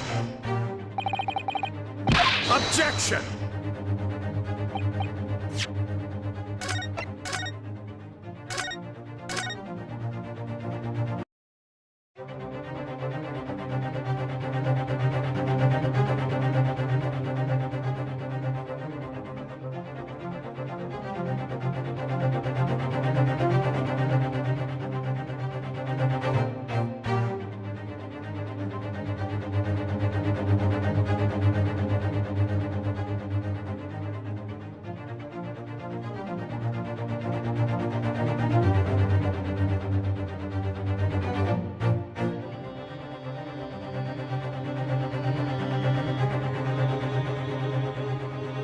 Take that!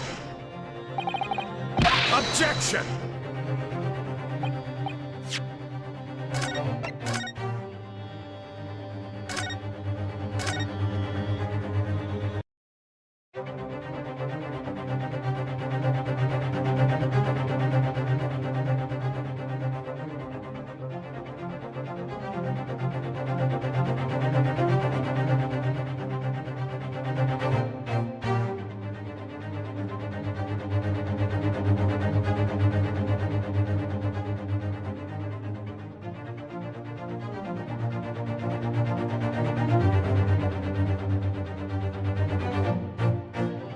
Take that!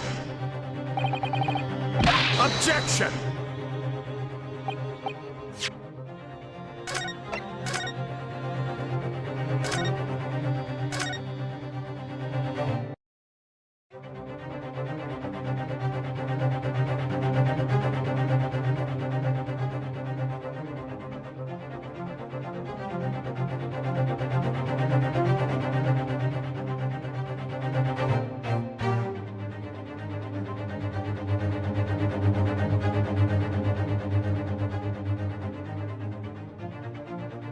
Take that! Objection!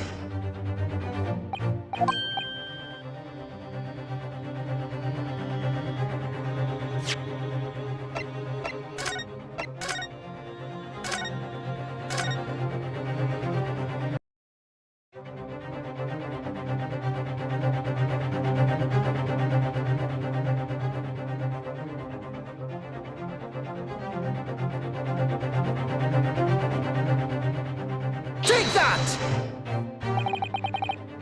Objection!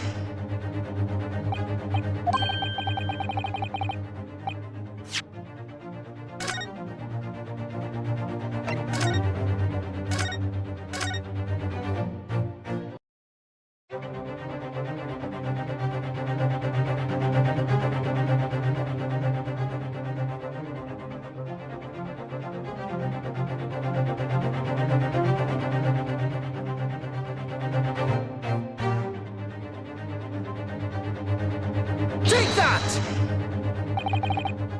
Objection!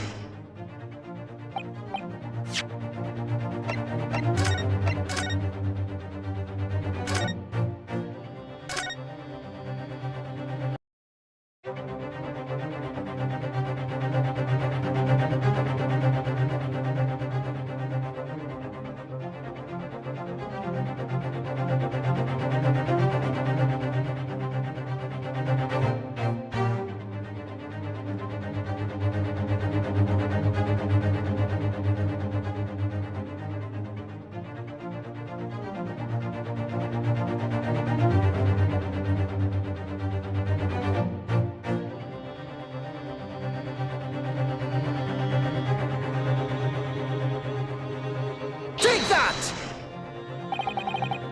Objection!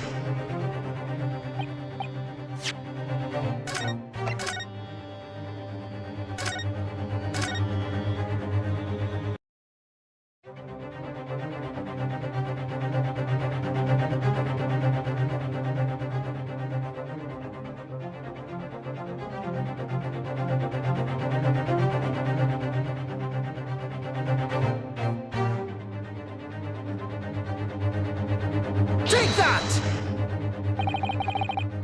Objection!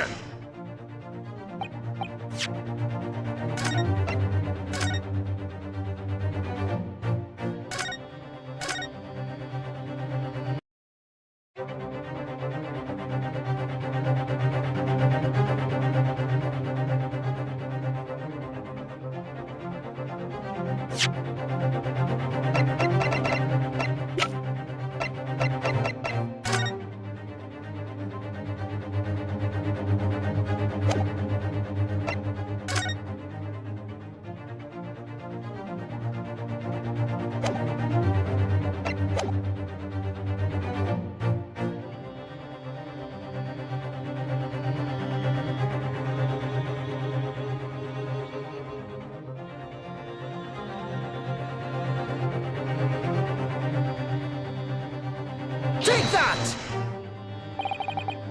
Objection!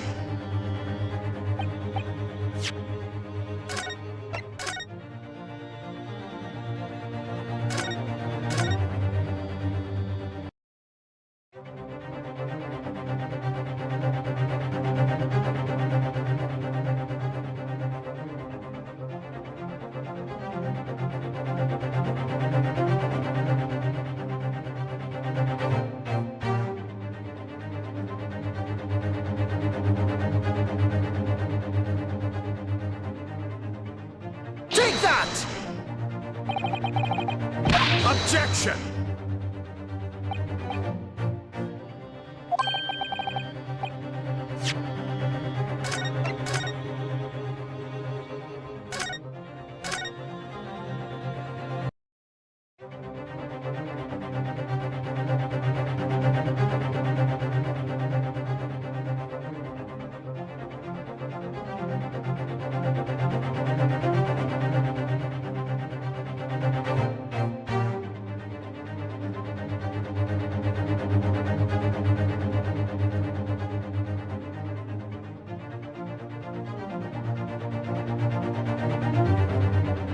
Take that! Objection!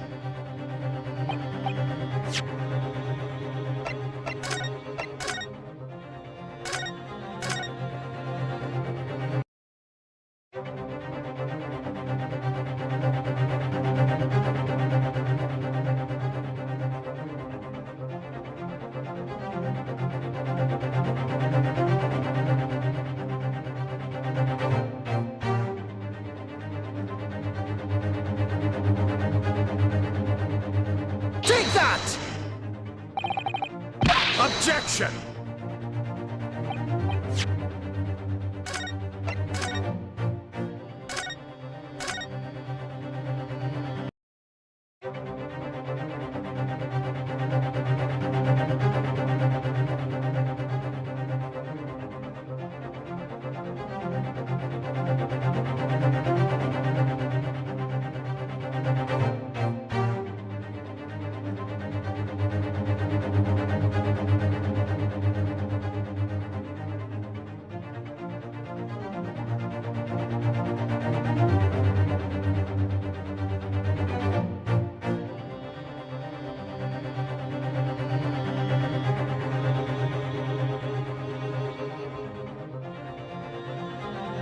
Take that!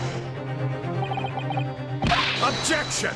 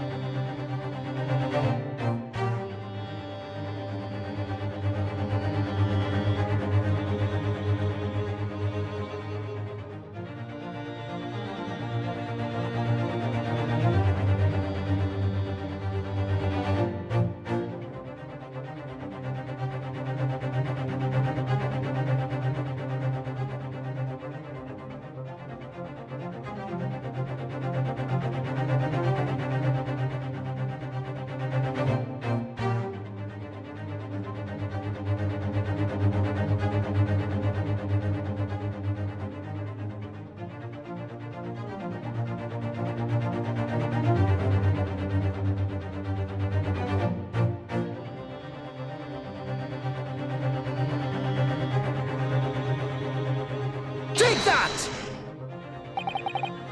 Objection!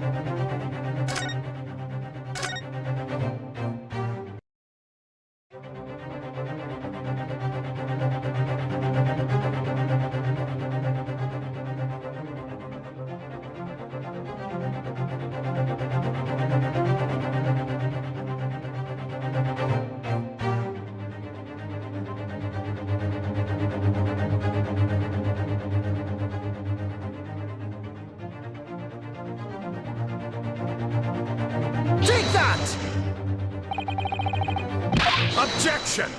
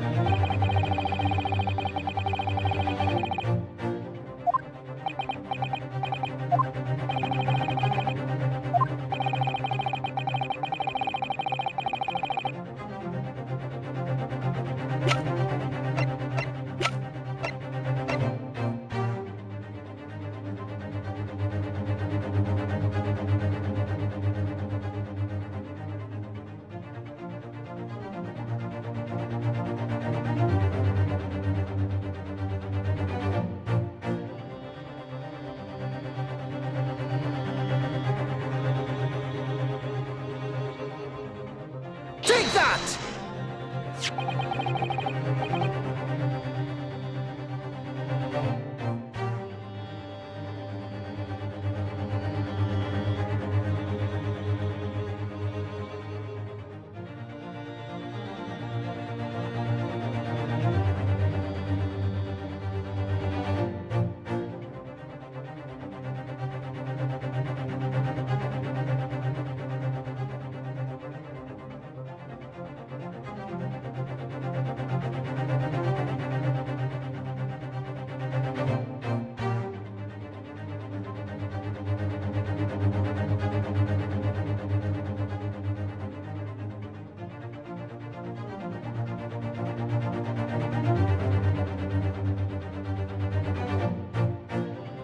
Oh. Yeah, okay. I guess I probably should have started with this, huh? To view the two prints stereotypically. Oh yes, you caught the bug at last. You can resist it, can you? You've all got cross-eyed compulsion. Juror number 3, what a surprise. Come on, Reno.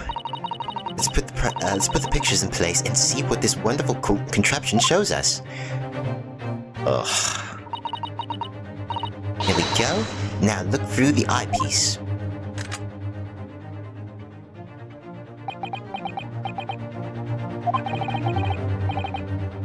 I wasn't sure at first, but there is a clear discrepancy between these two prints. What?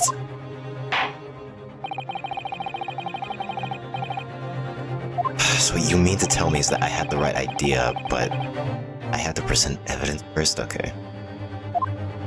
Gee, I wonder. Take that! Granted, these two prints are almost identical. However, there is one minor discrepancy between them. What? When you view the two pictures stereotypically, blah blah blah.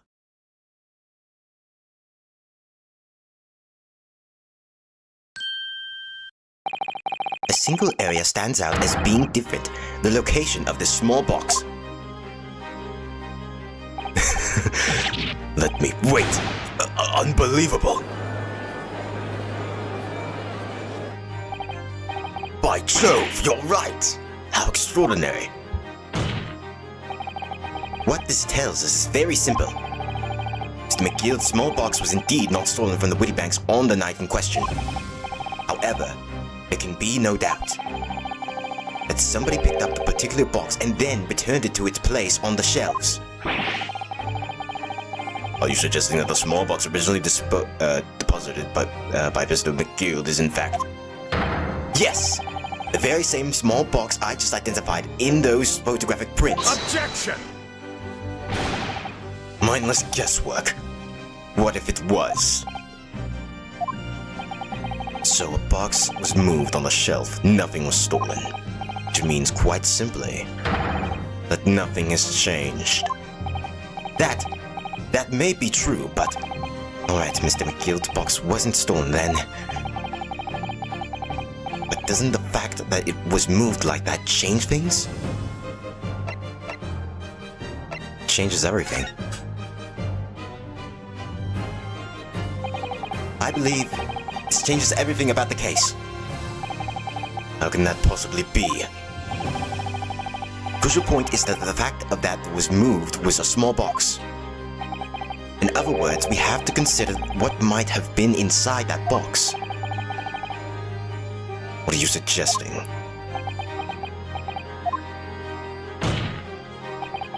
I'm suggesting that we need to examine that box as soon as possible. A vital piece of evidence is sitting on the shelves at Witty Banks as we speak. Objection! That won't be necessary.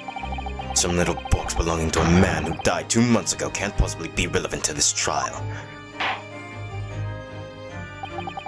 What does not uphold your objection, Lord Van Six? Bailiff, arrange for an officer to go to Baker Street at once. Take the small box in question, and bring it back here for further examination.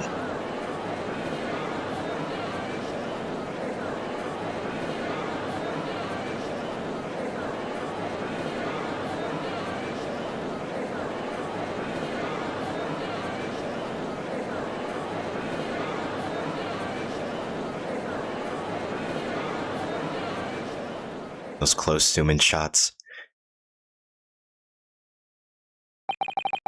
Should have a report within half an hour. Gosh, half an hour? I think perhaps we should recess for a short while until the evidence is brought forth. To be hoodwinked by such a farce. Disappointing.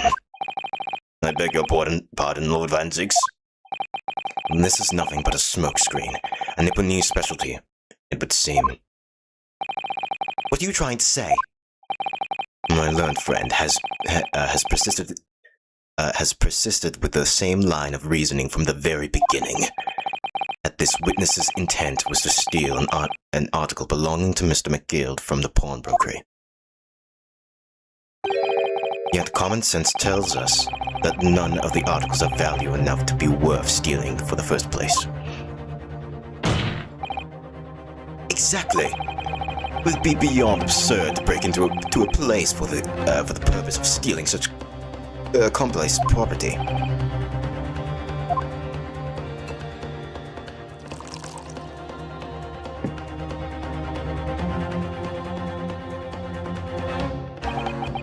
If your lordship recalls, Mr. McGill perished 2 months ago immediately after the conclusion of his trial.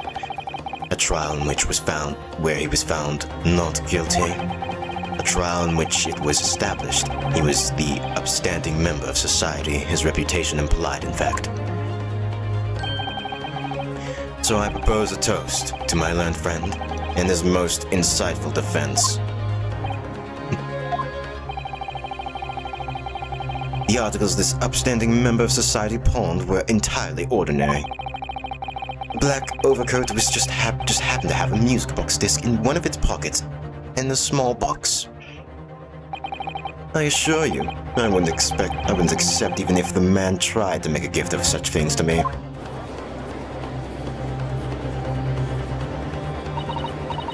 know, that does make rather a lot of sense. Not as if the gold or jewels, is it? Oh, goodness knows. Can't deposit cash to the pawnbroker, I'm quite sure of it. Prosecution's argument is undeniably compelling. It is incumbent on the defense now to bolster its argument. To explain what possible significance these complex articles pawned by fine citizens could have. Well, Gonzalo, is your argument in fact demonstrable? Are you able to show proof that the disc or the box in any tangible way related to the case? Well, what's the matter, Reno? We know that they're related, don't we? They're both vital pieces of evidence. Yes, of course. You and I both know that. We know McGill's true character, and we know the disc is significant, even if we don't know why.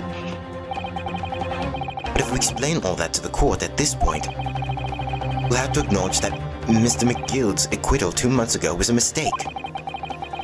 I mean, it's not like it matters. He's already dead. That the defense's argument was flawed based on a false information. Oh no! And that would mean admitting that Gina committed perjury. Ah, yeah, that's true, actually. But Ginny... Could it be that Van Zix knows? Well, he has a weird nose, that's for sure. Is that why he's doing this now? Because he's anticipated everything. But maybe... this could be a great opportunity for us. Sorry, what do you mean, Iris? Well, what is it that you always say, Runo?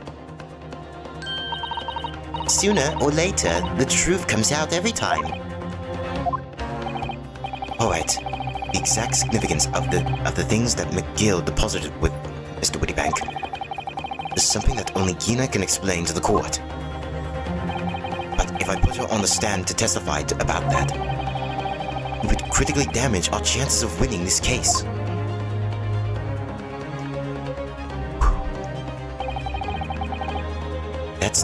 What's the right thing to do here?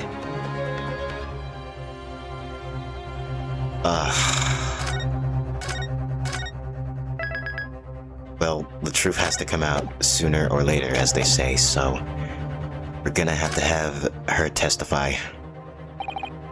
My lord, the defense would like to make a proposal. Oh? What proposal, Gonzalo? While the court awaits the arrival of Mr. McGill's small box, I would like to call the defendant, Miss Gina Lestrade, to the witness stand. The defendant? To what end? It's to do with the various articles deposited at the Wittybanks by Mr. McGill's, my lord. Miss Lestrade has information relating to them. I believe it would be beneficial for the court to hear what she has to say. It will prove the significance that the articles in question once and for all. Well, things are becoming interesting. I presume you've considered the implications of the testimony you're proposing. In particular, the impact it will have on the accused standing, and indeed, your own. I have.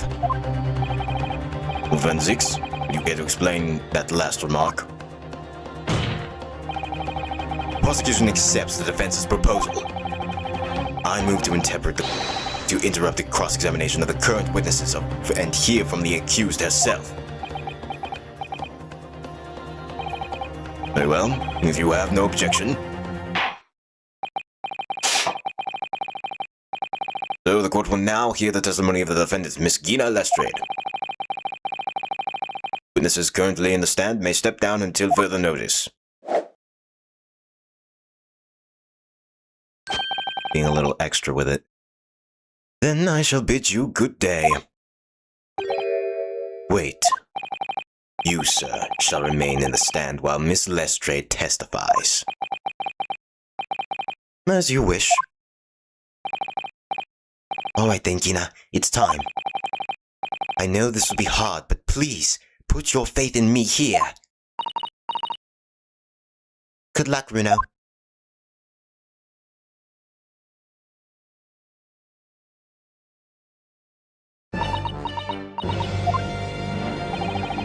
The articles that Mr. McGill had deposited in Wittybank's pawnbrokery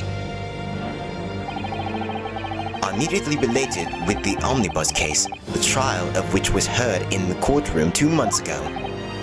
Yes, I remember this young lady being brought before me in that trial as well.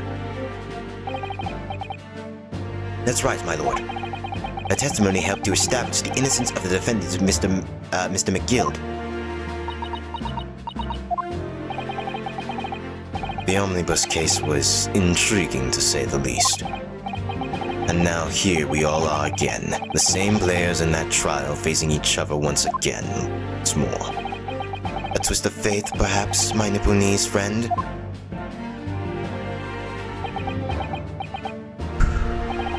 Allow me to recap the events of 2 months ago.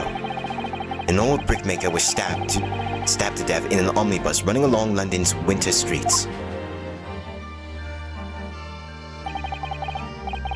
Apart from the victim, there was only one other person in the carriage, Mr. McGill. Naturally, he was the prime suspect for the murder. But as the trial progressed, another possibility emerged. That the murder, in fact, took place above the defendant's head on the roof deck. With the body then being dropped through the skylight into the carriage below. It was Miss Lestrade whose testimony brought that possibility to light. At the time of the incident, Miss Lestrade was concealed under a seat in the carriage, hoping to pick the pockets of unsuspecting passengers. Then, immediately after the trial, having been acquainted of the murder, Mr. McGill died in this very courtroom in the most excruciating of circumstances. Mystery that remains unsolved even now, 2 months on. As indeed, there's the omnibus murder itself. But that as it may, I recall neither the disc nor this small box being mentioned in the course of those proceedings. Miss Lestrade, could you tell the court now, please? What really happened in the omnibus 2 months ago, I mean? I don't know what you mean. I already said all of what I know. And what about everything you told us yesterday from the inside of your prison cell? Please, Miss Lestrade. This is extremely important. But... remember, little girl, if it transpires that you willfully withheld information in the trial 2 months ago, the Home Office will seek to prosecute you for perjury. And naturally, you will lose all credibility as a witness. Although, let's face facts, you have little credibility to lose. Ginny, don't listen to him. Please, you have to trust Bruno now. Iris, we're on your side.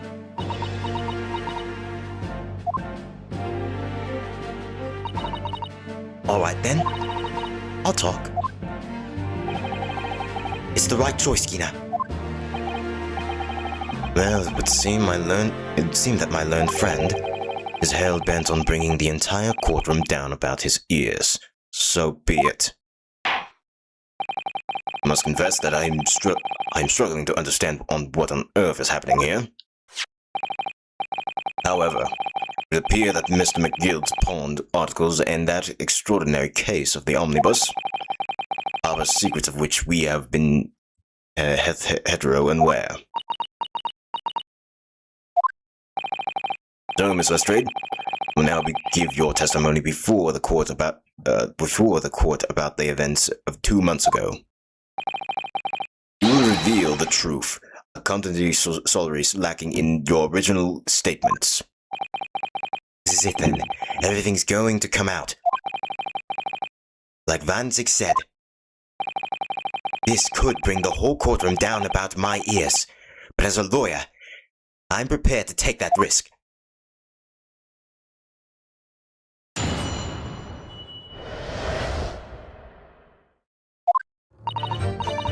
The truth is that the Brickmaker Cove I was in a cabin of the omnibus the whole time. When the Irishman dragged me out from under the seat, I saw that disc on the floor. All of a sudden, I heard a scream from over my head,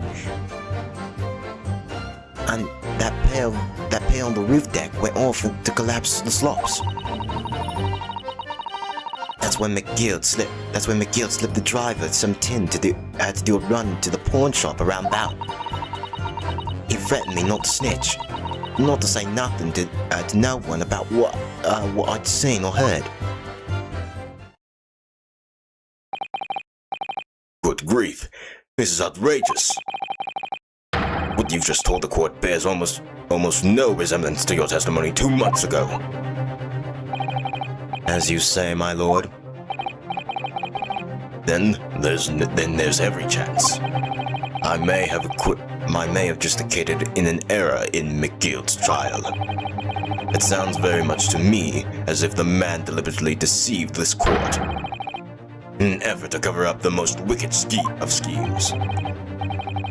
Without a doubt, your lordship is correct. A great injustice was done in this courtroom 2 months ago. The actions of the accused in that trial of this witness and of my learned friend are entirely inexcusable. I don't believe it. The whole trial was a farce. It was all lies. That McGill was rotten over core. Don't forget that lawyer from the east. It was all all of it together. You're wrong, lawyer. Mr. Naruto, the lawyer there, he didn't know nothing about it. Humbug. I don't think so. Are we really expected to believe that? He really stitched everyone up, didn't he? What an operation to get the man off scot-free. Unforgettable. Stop. The lies have to stop. Yes, the defense made a terrible error of judgment. I intend to take full responsibility and suffer whatever consequences are deemed appropriate. However, it is imperative that the court allows the witness to elaborate on her testimony. Because the true significance of McGill's pawned articles must be brought to light. Very well, my learned student friend. Given the depths of calamity you have just plunged yourself into, this may as well be worth hearing. Words fail me. The situation is utterly deplorable. Mr. Naruhondo. Yes, my lord. I will decide upon your fate following the conclusion of this trial. Of course, my lord. Blimey, Mr. Naruhodo. Now, Cancel, proceed with the cross-examination.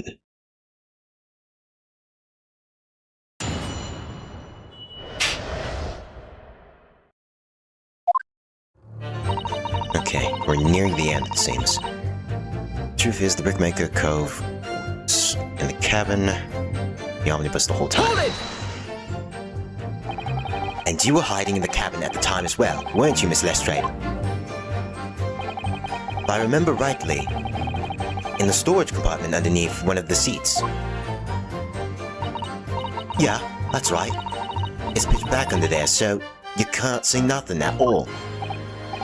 Now, in your testimony 2 months ago, I feel certain that you claimed Miss McGill was the sole passenger, did you not? False testimony, my lord. That's what he told me. I had to say. And it's important that you tell the truth now. Were Mr. McGill and the victim acquaintances? I don't know. But I did hear him talking a lot. What were they talking about? Well, I couldn't hear it too well, but if I had to say, I think it was about money or something. They kept talking about buying and not buying. Perhaps business dealings of some kind? Well, anyway, they got louder and louder. It started to sound like a proper fight. I was pretty scared by then. I hardly dared to breathe, and then all of a sudden, I heard a noise like someone kneeling over to the floor. It was blooming loud and all. I believe you let out an involuntary scream. Yeah, that's what gave me away.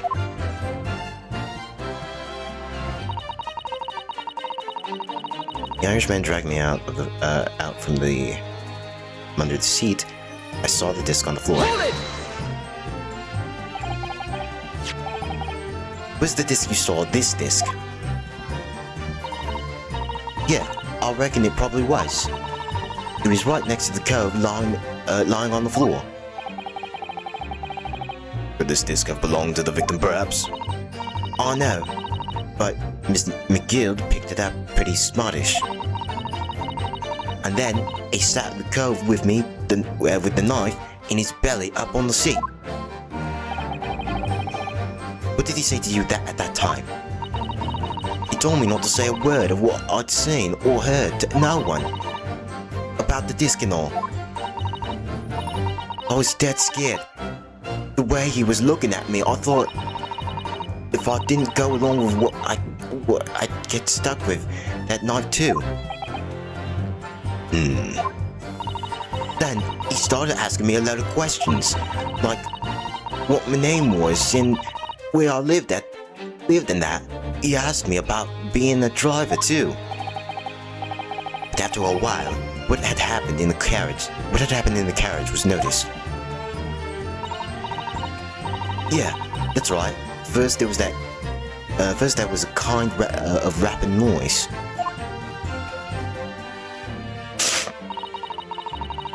All of a sudden I heard a scream over me head. Pair of the roof of the deck. Hold it!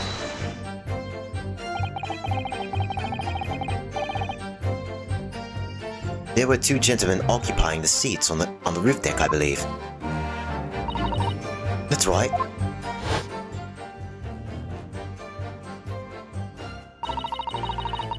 They must have looked down through the skylight and noticed the cove with the knife in his guts. When they screamed, the driver pulled up the horses, and McGill got me out of sight.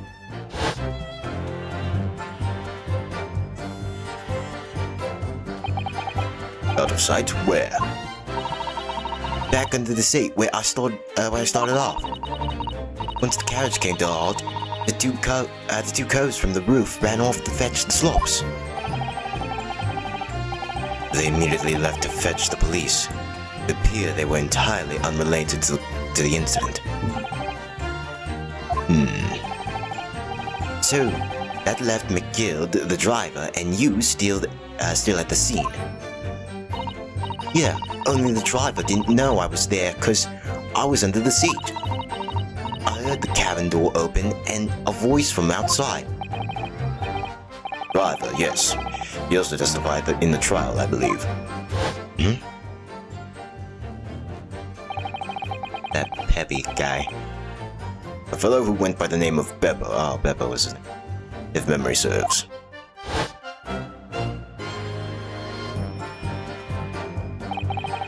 What did McGill and the driver say to each other? I don't know what happened, and stuff like that mainly.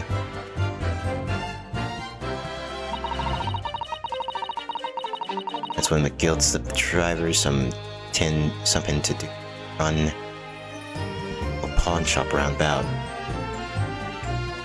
Hold it! That pawn shop obviously being Wittybanks on Baker Street. Just a moment, Consell. Do you mean to tell me that the driver gave false testimony in the trial as well? Perhaps the excursion to the pawnbrokery slipped his mind when he was in the stand. Indeed, Lord Van Six. McGill took off his coat and gave it to the driver. He folded it out all careful-like before handing it over. When I saw him do that, I remember thinking, that coat and what's in it, it's gotta be worth a few bob. Yes, Skinner was sure that this must be worth more than Mr. Wittybank was suggesting, wasn't she? I remember her quibbling with him over the price that afternoon at the pawnbrokery. Hope no one can stomach grumbling.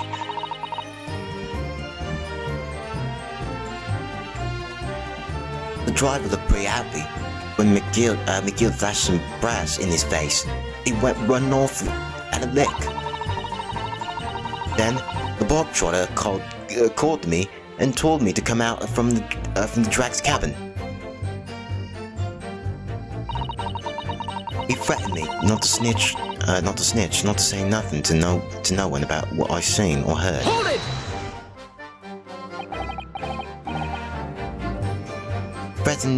Threatened you how exactly? Told me I'd only be able to scrap her if I did exactly what he said. Which included giving false testimony in court 2 months ago. Yeah, that's it. And there was one other thing he said, which was,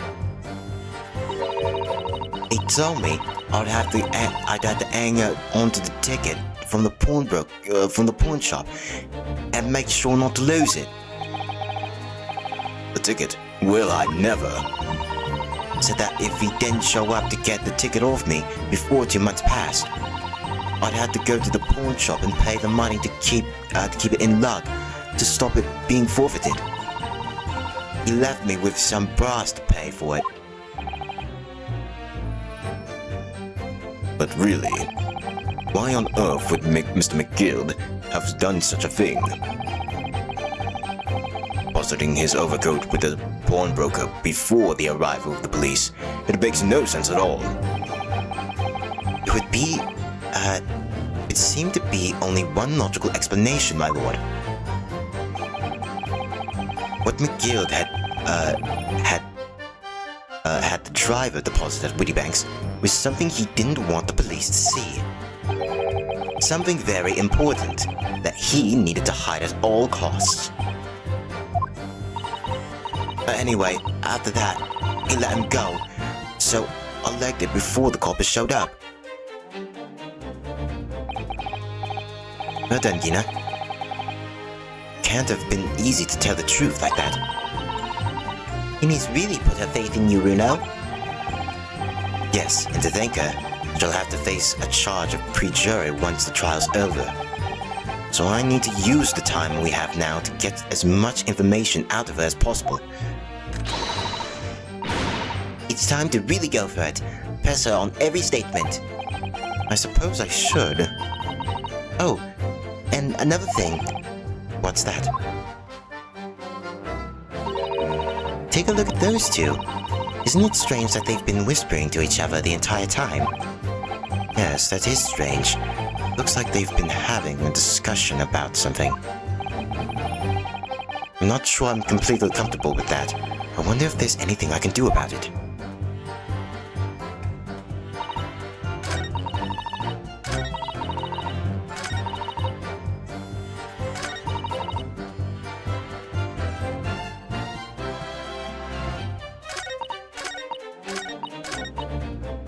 Hold it!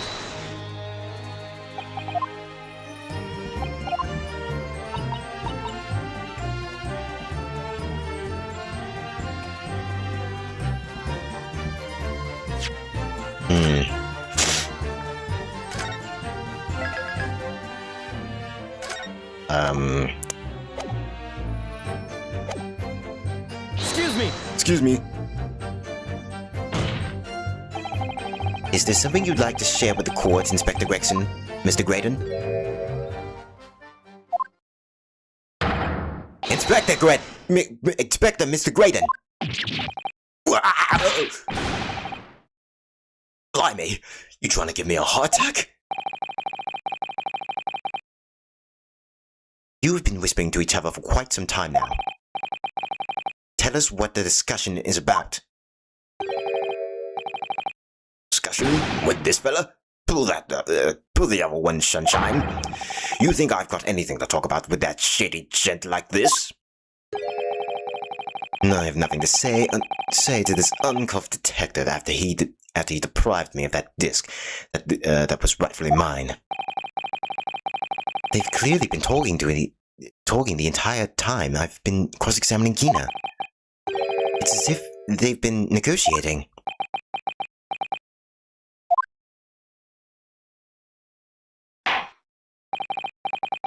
Thank you, Miss Lestrade. Thank you, Cancel. I've had enough. I've heard enough. I believe we now have a reasonable understanding of what exactly transpired on the omnibus.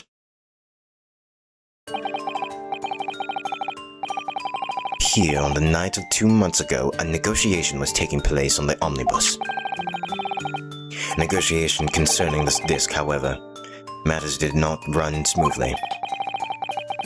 When the parties involved began to quarrel over price, McGill took what he wanted by force, at the expense of the other man's life. Which proves my point. The disc is clearly extremely valuable in some way, although I don't understand why as yet.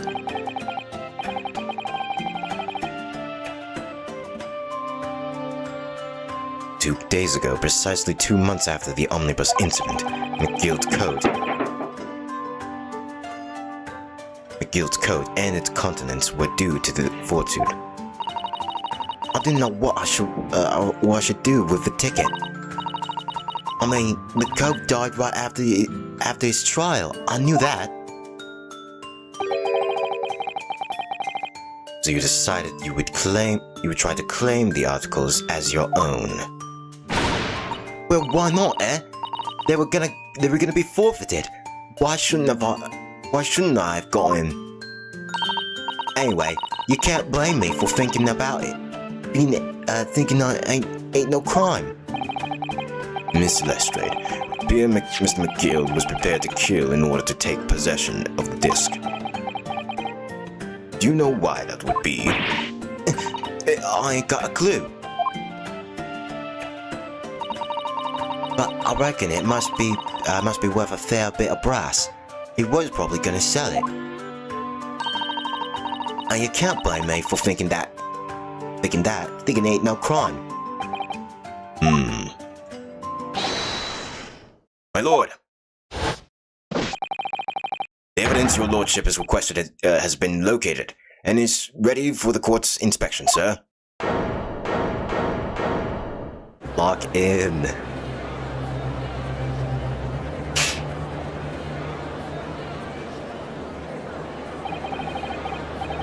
Mysterious little box deposited by McGill 2 months ago.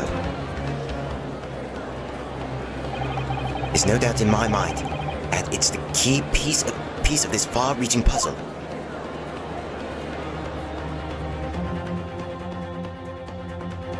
Oh man.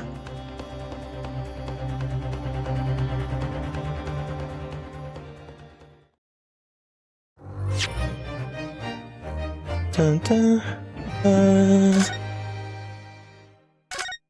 I guess I'll save and end stream for now.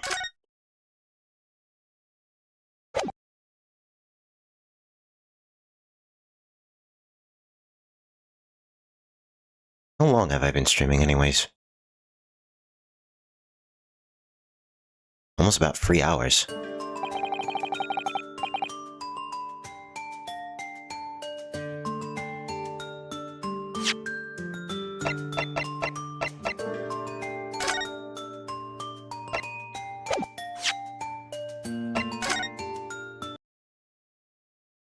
Okay.